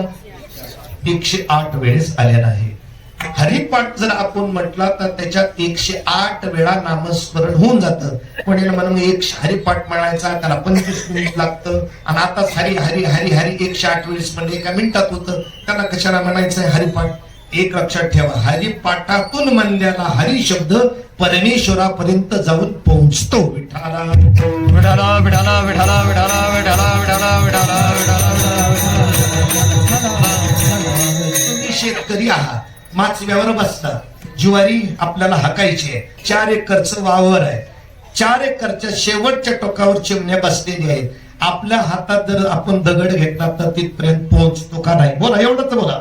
पोहोचतो का नाही? आपल्या हाताने पोहोचतो मी 1.5 किलोमीटर, 1/2 किलोमीटर, 500 मीटर फिरतो नाही. पण तोच दगड ज्यावेळेस गोपनीत घातला जातो त्यावेळेस तो दगड तिथपर्यंत पोहोचतो का नाही? एवढं बोला की. गोपनीत घालून दगड जर आपण शेवटपर्यंत टाकला तर जिथं टाकायचा आहे तिथपर्यंत गोपनीच्या द्वारे जातो.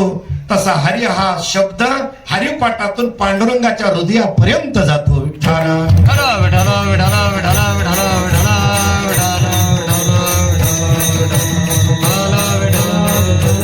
हरिपाठ म्हणणाऱ्याची माणसाची तब्येत कधी बिघडत नाही, पण प्रामाणिकपणाने म्हणलं पाहिजे. पण तोही अन्न पाणी चहा न घेण्याच्या अगोदर म्हणलं पाहिजे, आणि असा नेम सलग 12 वर्षे करायला पाहिजे. ताकद नाही रोगाची जवळ यायची, सामर्थ्य आहे हरिपाठाचं. म्हणून कृपया हरिपाठ रोज प्रेमाने म्हटला पाहिजे, रोज. ती पण हरिपाठाचाच नेम आहे. अजून एक सांगू, संध्या ब्राह्मणाने बुडवली. गुरुरे दुंडा मला देगलूरकर म्हणायची, संध्या ब्राह्मणाने बुडवली, पण वारकऱ्याने हरिपाठ नावाची संध्या जिवंत ठेवली. वारकऱ्याने म्हणून हरिपाठच म्हणावा. विष्णू सहस्रनाम म्हणायचं असेल तर म्हणा, चांगली गोष्ट आहे. रामरक्षा स्तोत्र म्हणायचं असेल तर म्हणा. कृपया माझी विनंती आहे की प्रत्येकाने हरिपाठ म्हणावा. पाठ नाही, नको का पाठ हरिपाठ नसेल वाचून म्हणा, पण बिना अन्न पाण्याचा हरिपाठ म्हणा. विठ्ठला विठला विठला विठला विठला विठला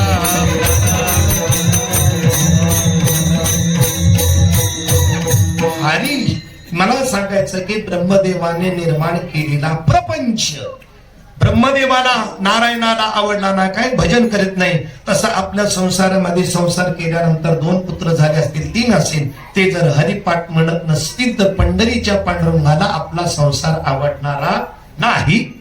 स्पष्ट लिहूनच देतो मी, आणि तुम्हाला सुद्धा त्याची अनुभूती असेल. म्हणून विनंती आहे, म्हणत कुणी इंजिनियर असेल, कुणी डॉक्टर असेल, कुणी नोकरीला जाणारे असेल, कोणती कामात असेल, फक्त उठल्यानंतर हरिपाठ एवढाच काम बनायचा. एवढा हरिपाठ जर म्हणला तर काय होईल? दयाचा हरिक वाटे देवा वाटे देवा, दयाचा हरिक वाटे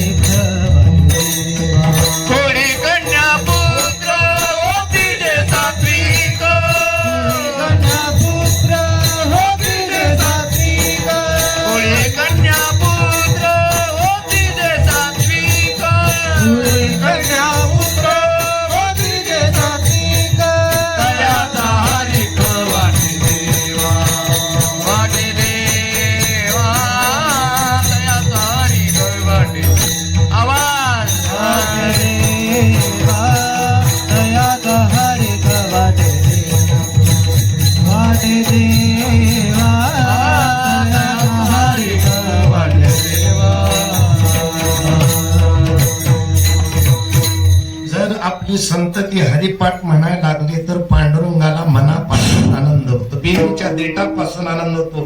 तयाचा हरिक पुढे कन्या पुत्र होती जी सात्विक, तयाचा हरिक. महिपती महाराजांनी म्हटलेला आहे, जगद्गुरु तुकोबरायांना काव्य स्फूर्ती झाली, मग महाराजांनी काव्य दिलं, गुरुचा अनुग्रह झाला आणि गुरुचा अनुग्रह झाल्यानंतर 3 अभंग लिहिले तुकोबरायाने. 3च अभंग दिले. एक सत्य गुरु राय अभंग लिहिला, माझी मनीचा बोला की दुसरा अभंग लिहिला आणि तिसरा घालोनिया.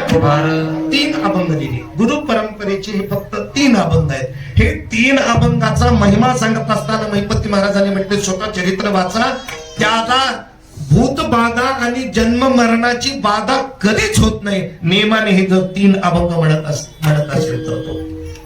मला एवढंच भाग सांगायचंय, ब्रह्मदेवाने सृष्टी विद्वान केली, परमेश्वराला आवडली नाही का? भजन करत नाही म्हणून.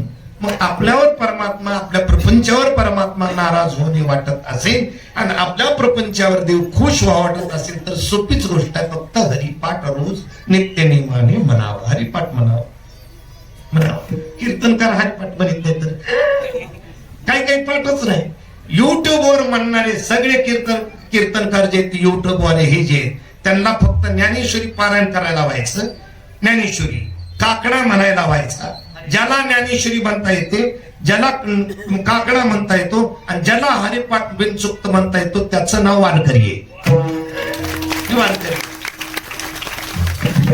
एक मी नाव नाही सांगत, कीर्तनकार चांगले कीर्तनकार. मी म्हणलं तुम्ही हरिपाठ पाठाय का? मला तसल्या भानगडीत नाही म्हणा.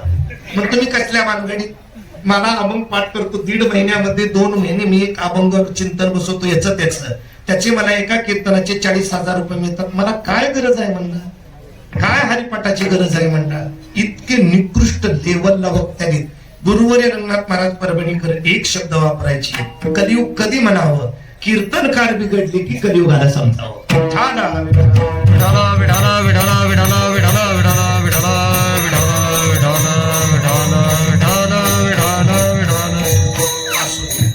बोलण्याचं तात्पर्य सृष्टीची निर्मिती झाली.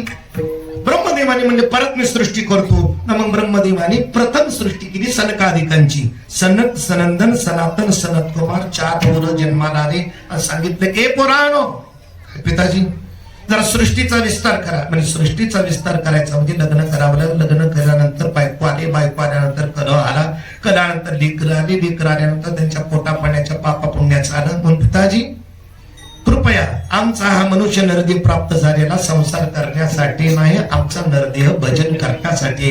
याची देही घडे देवाचे भजन आणि म्हणून सनकादिक भजन करायला निघून गेले. आता ब्रह्मदेवाला टेन्शन. पोरं सगळ्यात बापाला मोठं टेन्शन कोणतं आहे माहित आहे का? आपलीच पोरं ज्या दिवशी आपलंच ऐकत नाही त्या दिवशी ओरिजिनल टेन्शन. मी त्याला शब्द सांगितलं, खरं खरं टेन्शन आलं ब्रह्मदेवाला टेन्शन. आता काय करावं? ब्रह्मदेव म्हणजे पुन्हा ब्रह्मदेवाला राग आला. ब्रह्मदेवाच्या दोन्ही भोवयामधून क्रोध आला असल्या कारणाने क्रोधातून एक पोरगा बाहेर पडला, त्याचं नाव आहे रुद्र. असा अंत एवढा बाहेर पडला, काळा बिल रडू लागला. का रडाला? रुदना तिथी रुद्राहा. का रडालास बाबा? ब्रह्मदेवाने विचारलं, पिताजी मला लग्न करायचंय. ब्रह्मदेव म्हणले बरं झालं, पहिलं लग्न होतं त्याने लग्न करायचं होतं. मग 11 रुद्राची विभागणी झाली, 11 रुद्राण्या दिल्या, जागा दिल्या बसायच्या. पण प्रत्येकाच्या रुद्रात 11 रुद्र जातात. म्हणून या शरीराला शिव म्हणतात. या शरीराला 11 ठिकाणी रुद्र राहतात, भागवतात सांगितले. पण आपलं शरीर आहे ना, आपल्या शरीराचं नाव आहे भगवान शिवाची पिंड आहे आपलं शरीर. पिंड. मग एवढं भगवान शंकराच्या पिंडासारखं पवित्र शरीर आहे, धाब्यावर जर बसलं तर त्याला काय म्हणावं लागलं मला सांगा? एवढं पवित्र शरीर मंदिरात तर पाहिजे, नाहीतर एवढं पवित्र शरीर कर्तव्य म्हणून आपल्या शेतीच्या पातीवर तर पाहिजे. बस तिसरी ठिकाणी जर आपलं शरीर गेलं तर आपण आपल्या भगवान शंकराने दिलेल्या या पिंडाचा अपमान केला. विठ्ठला विठाला विठाला विठाला विठाला विठाला विठाला विठाला विठाला. मग रुद्र भगवानला सांगितलं, रुद्रा सृष्टी कर. मग आता रुद्राची डाकिनीन चंकिनीन यक्षण पिशाचन भूतन खेचरन अशी निर्मिती झाल्यास हे सगळे खायला ब्रह्मदेवाला आले.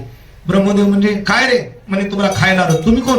तुझ्या आम्ही नातो आहोत आम्ही तुझे, तुला खायला आलो. घाबरले तेव्हा ब्रह्मदेव रुद्राला सांगितलं, रुद्रा तुझ्या पोराला ना माझ्या नाताला समजून सांग मला खाऊ नको म्हणून. आता सृष्टी बंद कर.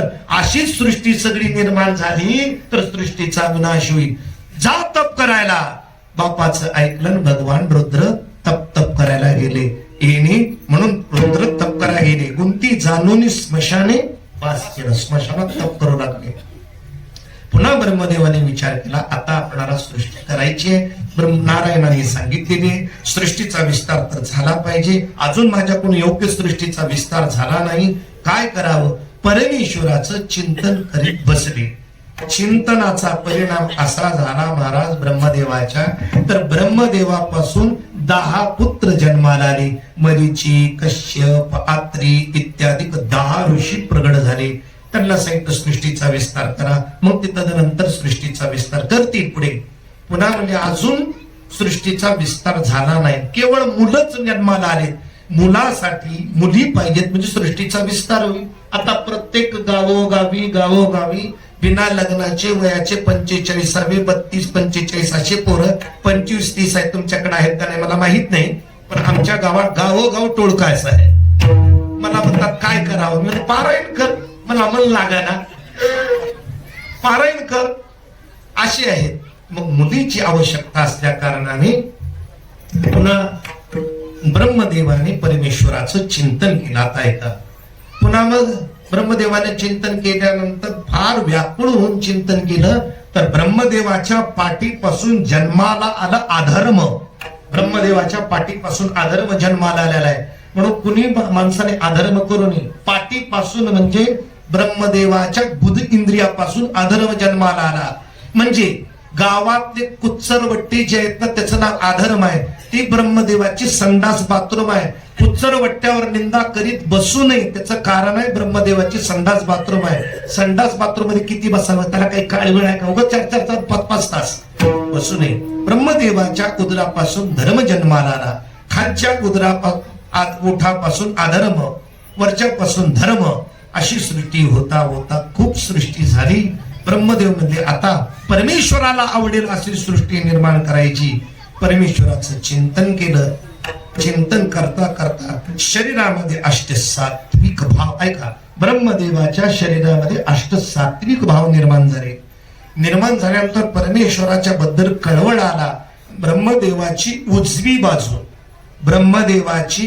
बाजू म्हणजे बाहू फटकून फुटली. त्यातून एक पोरगा जन्माला आला. त्या पोराचं नाव आहे स्वयंभू मनु महाराज. आणि उजवी बाजू फुटली, डावी बाजू फुटली. डावी बाजूपासून जन्माला आली शतरूपा राणी. स्वयंभू आणि शतरूपा राणी दोघांचं प्रागट्य ब्रह्मदेवाच्या उजव्या बाजूपासून स्वयंभू म्हणू आणि डाव्या बाजूपासून बोला शतरूपा राणी. दोघा जणांचा विवाह लावून दिला. आता काही लोक सुपीक डोकं चालवतील की बहीण भावाचा विवाह कसा? बहीण भाऊ कसं होता? त्याच्या योनी भिन्न आहेत ना. एकाची योनी उजवी आहे आणि दुसरी स्त्रीची योनी डावी आहे. ब्रह्मदेवाच्या डाव्या योनीपासून जन्माला आली स्त्री आणि उजव्या योनीपासून जन्माला आला पुरुष. ते पृथ्वी तलावरले पहिले वहिले आदी मानव आहेत.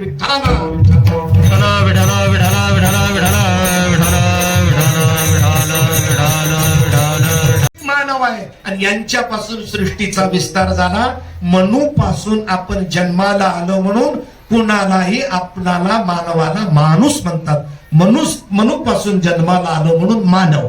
आता एक शास्त्रामध्ये नेकलेसचा जो आपण शिक्षा पद्धती मगाशी बोलून गेलो ती शिक्षण पद्धती आपल्याकडे आहे. मानवाची निर्मिती कशी झाली डार्विन म्हणतो. डार्विनचा उत्क्रांतीवाद आहे. सृष्टीची पहिला एक पिशी होता म्हणे. त्याच्या बापानं कुठून काढला एक पिशी काढायचं. पण एक पिशीचा उभयचर झाले. उभयचराचे पुन्हा सस्तन प्राणी झाले. पुन्हा त्याच्यापासून एप झाला. एपापासून वानर झाला. उत्क्रांती होती गेली. वानर झाला. एप झाला एक पेशी उभयचर. त्यांच्यापासून एप पासून वानर.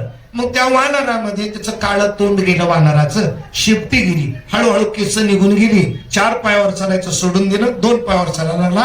त्या माकडापासून मानव झाला असं कोण म्हणतो? डार्विन म्हणतो. तुझा बाप झाला असेल. मग का उत्क्रांतीच आहे म्हणल्यानंतर सहज आपल्याला सहज तर्क आहे. की उत्क्रांतीच जर झाली तर उत्क्रांती थांबली कशी? उत्क्रांती थांबायला पाहिजे होती आणि उत्क्रांती थांबत नाही, त्याचं नाव उत्क्रांती आहे. बरं असं आहे का?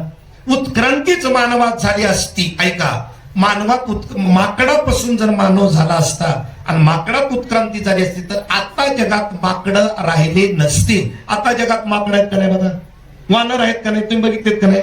वानर बघितलेत, माकडं आहेत. मग त्या माकडाचा असं कुणी एखादं तर माकड आलंय का? वानर आलंय का? हे पा गावकऱ्यानं मिटिंग घेतली आहे, आता माझं काळातून निघून गेले, मला शिपूट निघून गेलं, केस निघून गेले आणि आता मी 25 वर्षात झालो, तुमच्या गावात पोरगी आहे का? मी माकडाचा माणूस झालो, तुम्ही देता का? आणि असं झालंय का कधी? नाही हो. म्हणून उल्लू बनवण्याचं काम केलं. आपण जो जन्माला आलो तो मनूपासून जन्माला आलो. स्वयंभुव मनू आरो सत जिनते भय नर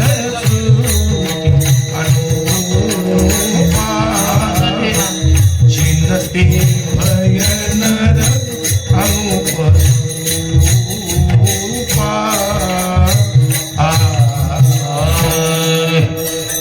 स्वाय. ऐका, आता मी नुसतं म्हणून गेलो, तुमच्या कानावर शब्द पडले, त्याचा अर्थ स्वयंभू मनु अरु सतरूपा. स्वयंभू मनु आणि शतरूपाराणी जिन ते भय नर सृष्टी अनुपा, ज्यांच्यापासून या अमुक मानवाची निर्मिती झाली. मग स्वयंभू मनुनी शतरूपाराणीने प्रपंच करा ब्रह्मदेवाने सांगितलं. मग ती प्रपंचाला लागली. आता मधला थोडासा भाग होता, वेगळा भाग आहे, आता मला तो सांगायचा नाही. मी दत्त जयंतीच मूळपासून बोलायला लागलोय. सृष्टीचा विस्तार करण्याच्या बाबतीत कोण? स्वयंभू मनु. आणि ध्यान देऊन ऐका, शाळेतल्या मुला आणि मुलींनो, ज्यांनी शाळा शिकून डोक्यात डार्विनचा उत्क्रांतीवाद बसलाय, आपण माकडापासून झालोच नाही, आपण मनूपासून झालो, म्हणून आपल्याला मानव म्हणतात. माकड येऊन स्वतंत्र आहे. याच्यासाठी स्वयंभू मनु आणि शतरूपाराणींनी प्रपंच केला. प्रपंच म्हणल्यानंतर संतती होतेच. 2 मुलं झाले आणि 3 मुली झाल्या. 2 मुलं, प्रियव्रत आणि उत्तानपाद, 2 मुलं झाले. मुलाचं नाव काय? प्रियव्रत आणि उत्तानपाद. ध्रुव बाळाचा बाप उत्तानपाद आणि विद्राचा बाप प्रियव्रत. प्रियव्रत आणि उत्तानपादाची प्रागट्य झालं. मुली 3 झाल्या. प्रपंचामध्ये मुली 3 झाल्या.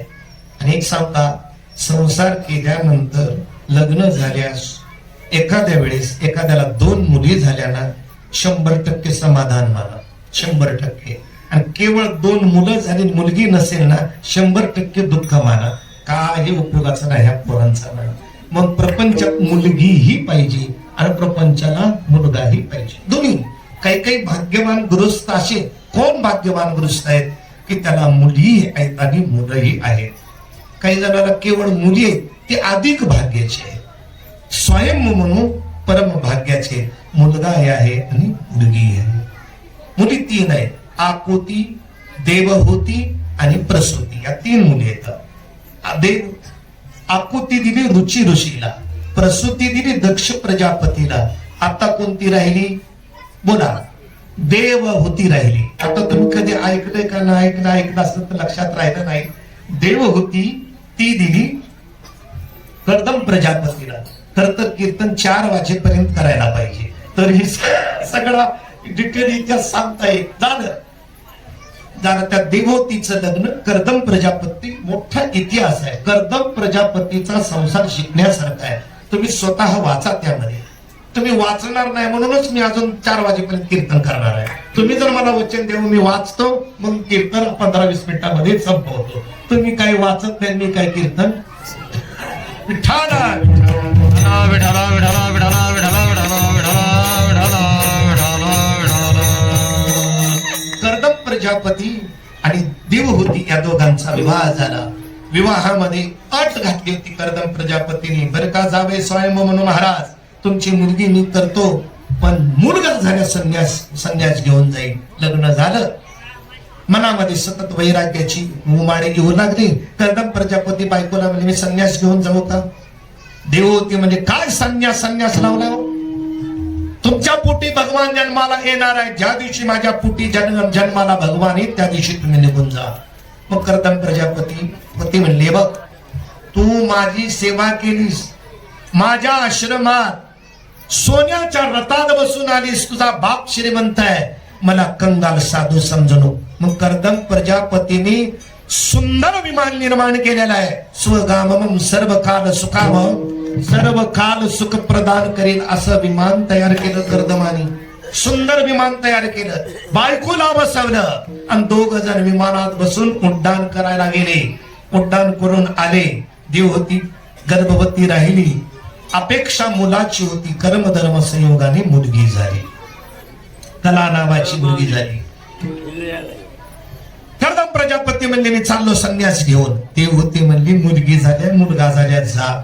दुसऱ्यांदा प्रपंच केला, मुलगीच झाली. दुसऱ्यांदा, तिसऱ्यांदा मुलगीच झाली. ऐका, चौथ्यांदा मुलगीच झाली, पाचव्यांदा मुलगीच झाली, 6व्यांदा मुलगीच झाली, 7वी मुलगीच झाली.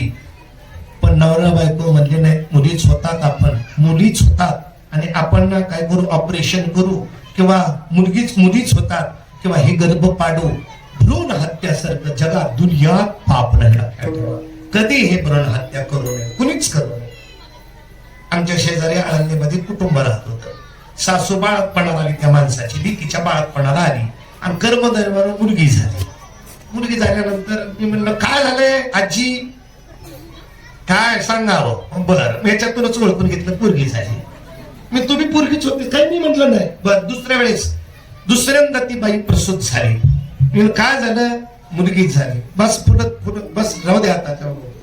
हा एक बचत भर देऊन टाका, माग माता मावले पूर, हा बचत भर देऊन टाका. इकडे लक्ष द्या. त्या तिसऱ्यांदा मुलगी झाली. मी म्हणलं, काय झालंय आजी, म्हणजे रांड मुलगी झाली. व आता मी म्हणलं, काय करावं ह्या म्हातारीला. बसा, काय करावं. कर्म संयोगाने लक्षात ठेवा. आता ती मुलगी डोळ्याचा डॉक्टर झाली आणि आजीला म्हणली, आजी तुला दिसत नाही ग. होय ग बाई, ती डोळ्याची माती डोळ्यात गेली, दिसना. आजीला गाडीमध्ये घातलं, स्वतःच्या हॉस्पिटल नेऊन ऑपरेशन करून आणलं. आता मला चांगलं दिसाले.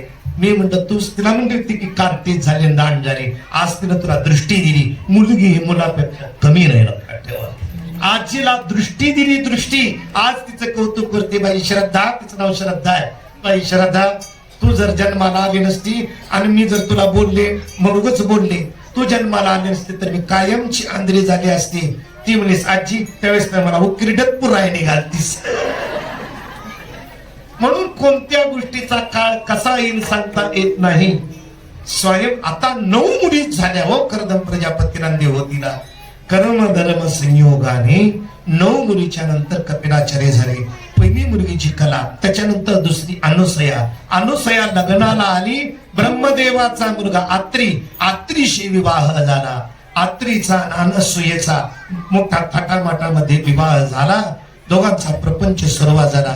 सगळ्या जगामध्ये पतिव्रता संपन्न अनसूया आहे. भगवान शंकराने आपल्या पार्वतीला बायकोला सांगितलं तर पार्वती हसायला लागली. गदगदा हसे भवानी, गदगदा हसे भवानी, गदगदा हसे भवानी, गदगदा हसे भवानी. ऐकोनी शिवाची वाणी, ऐकोनी शिवाची वाणी, गदगदा हसे भवानी, गदगदा हसे भवानी. हये कोणी शिवाची वाणी, हये तुझे शिवाची वाणी, गदगदा हसे भवानी, गदगदा हसे भवानी. गदगदा हसा लागली भवानी. देऊ दे म्हणे नारद. देवर्षी नारद आले, कैलासाला गेले, ब्रह्मपुरीला गेले, सगळ्या आणि विष्णूच्या बायकोकडे गेले. सांगितलं, तुमच्यापेक्षा पतिव्रता श्रेष्ठ अनुसय, आमच्यापेक्षा श्रेष्ठ. नारदजी थांबा, तिचं पातिव्रत्य भ्रष्ट होऊन आम्ही 1 नंबरच्या कशा येऊ. ब्रह्मा विष्णू आणि महेश सगळे तिघ जण आता शॉर्ट कट करावंच लागलं. निघाले, टाइम तर झालाय, आपण बसतात महाप्रसाद तयार आहेच, म्हणून चिंतनाची काही तेवढा आता गडबडतच करावंच लागणार. झालं. बघ ब्रह्मादेव विष्णू आणि महेशने दत्तात्रय दुपारी 12:30 वाजता भिक्षांनी आणि आपल्याकडे माध्यान 12:30 म्हणलंय. 12:30 माध्यान म्हटलेलं आहे.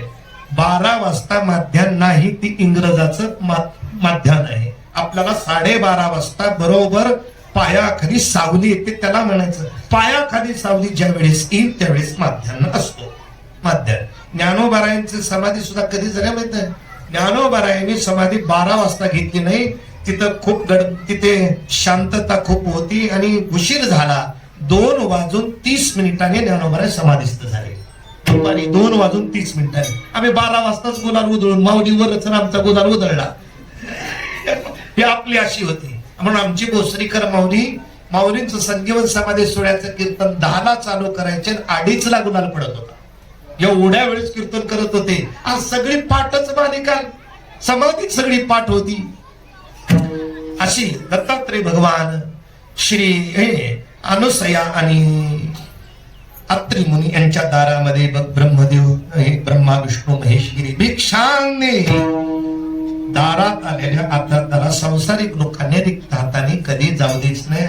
विन्मुख गेली या सुकृताची संपत्ती. अगोदर तर पुण्य नाही, अगोदर तर पुण्याचा ठणठण पार, आणि त्यात थोडं फार आहे. दारात जर कोणाला भित्त निघून गेला तर आहे ती कोरडच पण ती पुण्य घेऊन जातं. पण दारात आलेल्याला काही ना काही आपण देत राहायला पाहिजे. ती म्हणली देते, बसा म्हणे महाराज. बसवलं. स्वयंपाक करते महाराज. करा, केला. बसा ताट. म्हणजे असलं बसणं नाही म्हणे. जेवायला असं नाही. आम्ही कपडे घातलेले जेवायला बसणार, पण तू कपडे नसताना आम्हाला अंगावर जेवायला वाढलं पाहिजे. अंगावर कपडे नसताना नग्न तू जेवण वाढ. मग अनुसूयेने पतिव्रतेने ओळखलं की दारात आलेले हे सामान्य अतिथी नाही. ज्यावरती आपणाला वस्त्र काढा म्हणतात आणि जेवण वाढा म्हणतात, मी बी वस्त्र आणि ते वस्त्रवान, याचा अर्थ कुछ दानवी काला आहे. सामान्य अतिथी नाही, हे दिव्य अतिथी असले पाहिजे. हे श्रेष्ठ तिनं ओळखलं. ब्रह्मा विष्णू आणि महेश अत्रि ऋषीचं स्मरण करून ब्रह्मा विष्णू आणि महेश आपल्या दारात आलेत, पण यांच्या बायकोंच्या सल्ल्यानं आलेले, म्हणजे हे बायकोच्या बुद्धीनं आलेले आहे. आणि त्यांच्या बायकांना अहंकार झालाय की आम्ही पतिव्रता श्रेष्ठ आहेत, पण मी पतिव्रता श्रेष्ठ आहे. शंकरानी, विष्णूनी आणि ब्रह्मदेव त्यांच्या बायकाला सांगून पटलं नाही, म्हणून यांना इथं पाठवले माझं पातिव्रत्य भ्रष्ट करायला. बरं ठीक आहे. तिनं एकच विचार केला, आता याच्यावर तोडगा काय करावं. नग्न मागितले. नग्न शब्दाचा अर्थ आहे अग्नीला स्पर्श न होता. न अग्न इति नग्न. अग्नीला स्पर्श न केल्यानं अन्न, असं एकच अन्न आहे. स्तनातील आईच्या दूध, ते अग्नीला स्पर्श केल्यानं नाही आणि पूर्ण आहार असणारा असं जीवन आहे. म्हणून डॉक्टर सांगतात जन्म झाल्या काही तासाच्या आत लेकराला स्तनपान करा, कारण त्याच्यात कॅल्शियम शक्ती असते, आणि ती जर त्यानं पोरानं पिली तर ती पोरग रोग प्रतिकार शक्त युक्त बनून सुदृढ आणि चांगला बनतो. अनुसूयेने ओळखलं आता की आपल्याला हे देवा आले तर मला आई बनवतात आणि हे स्वतः पोरं बनायची इच्छा करतात, पण हे आपल्या हातातली गोष्ट नाही. अनुसूया म्हणले माझ्या हातातली जरूर गोष्ट नाही, पण माझ्या पातिव्रत्यातली गोष्ट मात्र नक्की आहे. माणसाच्या हातात नसतं काही, माणसाच्या तपामध्ये खूप असतं. तपाचे सामर्थ्य तपिन्न अमुक चिरंजीवी कल्प. माणसाच्या हातात काही नाही, पण माणसाने तप केल्यानंतर सगळं तिच्या हातात येतं. माझ्या पातिव्रत्यामध्ये ही मात्र शक्ती असू शकते. त्याने विचार केला. चाल पतीकडे गेली, नमस्कार केला. आपल्या दारात अतिथी आले, स्वयंपाक करायला लावला. स्वयंपाक झाला. मग जेवाय वाटलं, ते जेवाय बसले. त्यांच्या अंगावर वस्त्र आहेत. मला म्हणतात की विवस्त्र तू जेवण वाढ.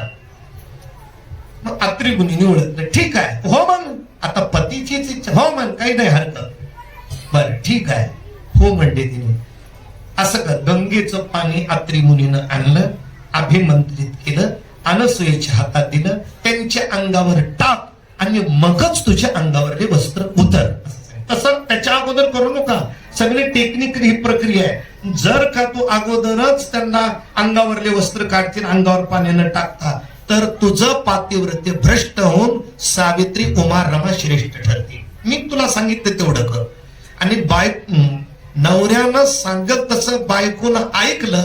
गुरुजी अजून म्हणायचे, गुरुजी अजून एक म्हणायचे, शिष्याला स्वतंत्र मन नसतं, गुरुचं जे मन तेच शिष्याचं मन असतं. भक्ताला स्वतंत्र मन नसतं, जे देवाचं मन तेच भक्ताचं मन असतं. पतिव्रता स्त्रीला मन नसतं, जे पतीचं मन असतं तेच पत्नीचं मन असतं. स्वतंत्र पत्नी जर मत मांडत गेली, मत मांडत गेलीच सारखं आपलंच मत मांडत गेल्यानंतर जर त्या संसाराचा बट्ट्या भोळ. म्हणून कधी पत्नीनं आपलं मत मांडायचं नाही. आता तुम्ही म्हणाल की आता जाऊ द्या, मांडायचं नाही, मग पत्नीनं मांडायचंच नाही का? मांडायचं मत. अनसूया म्हणजे आपल्या पतीनं सांगितलंय आपण तसंच करायला पाहिजे. आता याचा अर्थ काय करायचा? नवरा बायको जर असतील, दोघाच्या मनाप्रमाणे प्रपंच करायचं नाही, कोणातरी एकाच्या मनाप्रमाणे प्रपंच करायचा, तेव्हा प्रपंच होतो. दोघांप्रमाणे आता सगळ्यांनी मिळून भाजी केली, 2-4 बाया भाजी कराय बसल्या.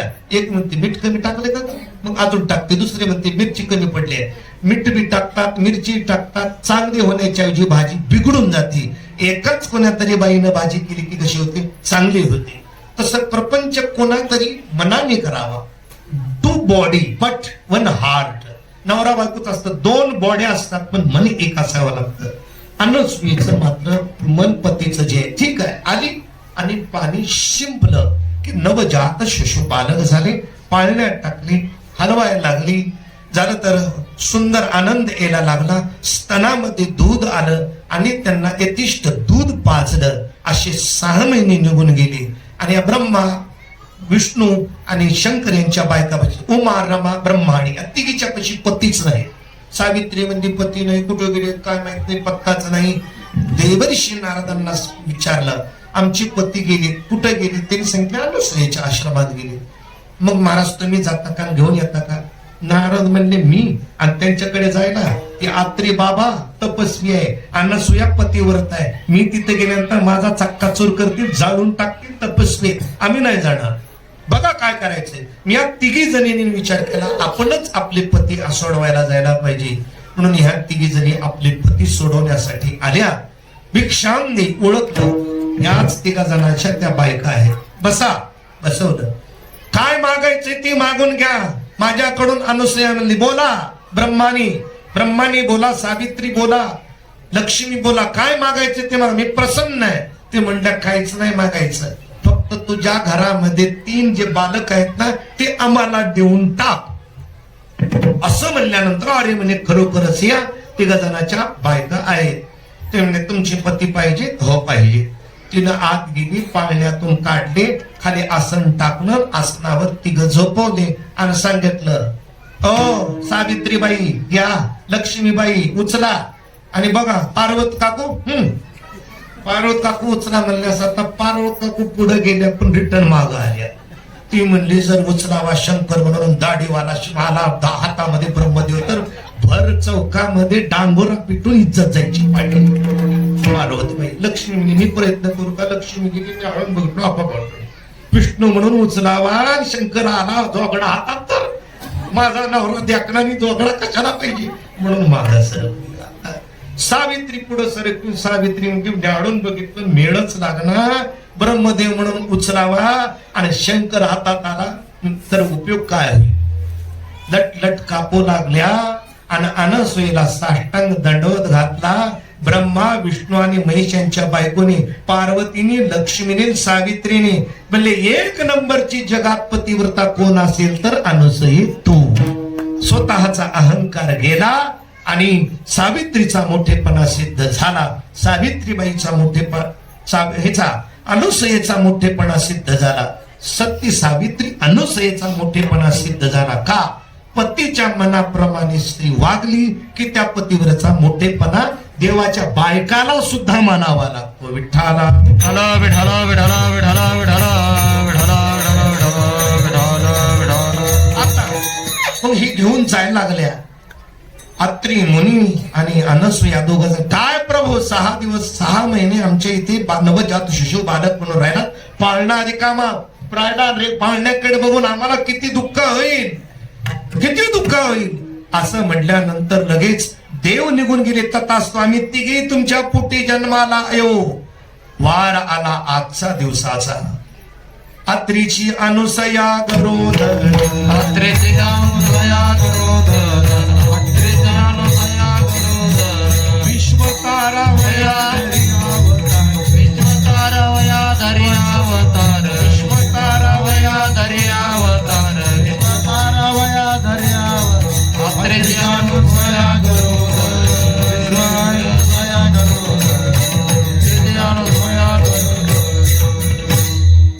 धरी अवतार विश्वताराव्या अत्रीची अनुसया गरोदर. विशेष काय, अपूर्वता व्याख्यानात काय, आमच्या लौकिकातल्या स्त्रिया गर्भवती राहता राहिली, पण गर्भवती राहिल्याचा कशासाठी, वासना म्हणून नाही.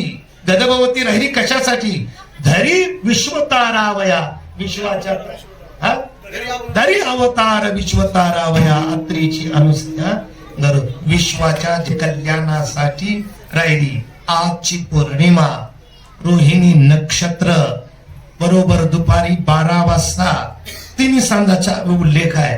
इकडं सूर्य अस्ताला जायला लागला त्यावेळेस नाथ महाराज म्हणतात एका जनार्दनी पूर्ण अवतार, एका जनार्दनी पूर्ण अवतार, एका जनार्दनी पूर्ण अवतार, एका जनार्दनी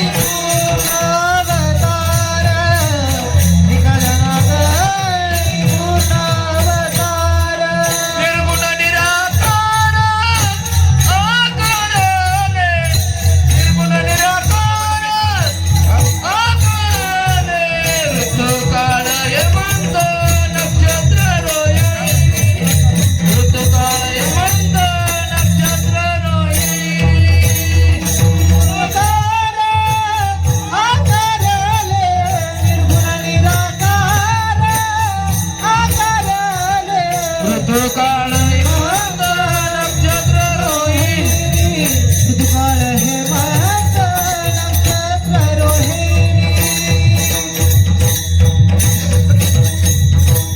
निर्गुण निराकार, निर्गुण निराकार असणारा परमात्मा ब्रह्मा विष्णू आणि महेश श्री दत्तात्रय महाराजांच्या समोर आणि अनुसूयांच्या समोर प्रगट झाले.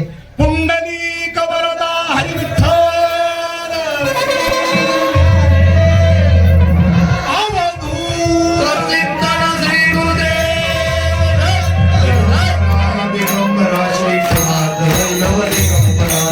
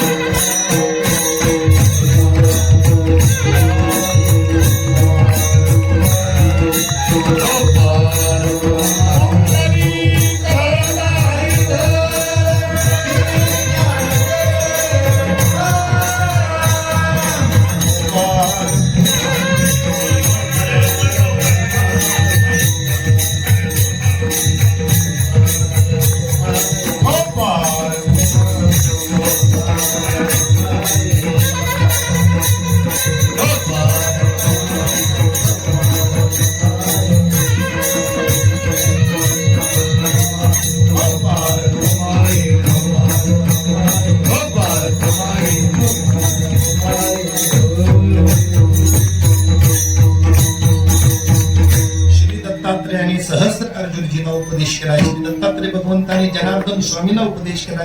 जनार्दन स्वामींनी शांती ब्रह्म एकनाथ म्हणायचं असेल तर भगवान दत्तात्रयांना माना.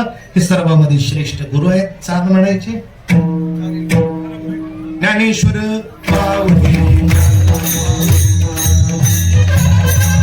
नागराज माऊली ज्ञानेश्वर नागराज माऊली ज्ञानेश्वर माऊली तुकाराम तुकाराम विठ्ठल जय जय हॅलो पाळणा झाल्याशिवाय पुणे येऊ टाईम नाही बरं का पाळणा झाल्याशिवाय पुणे ही जागा सोडायची नाही विनय करायला जागा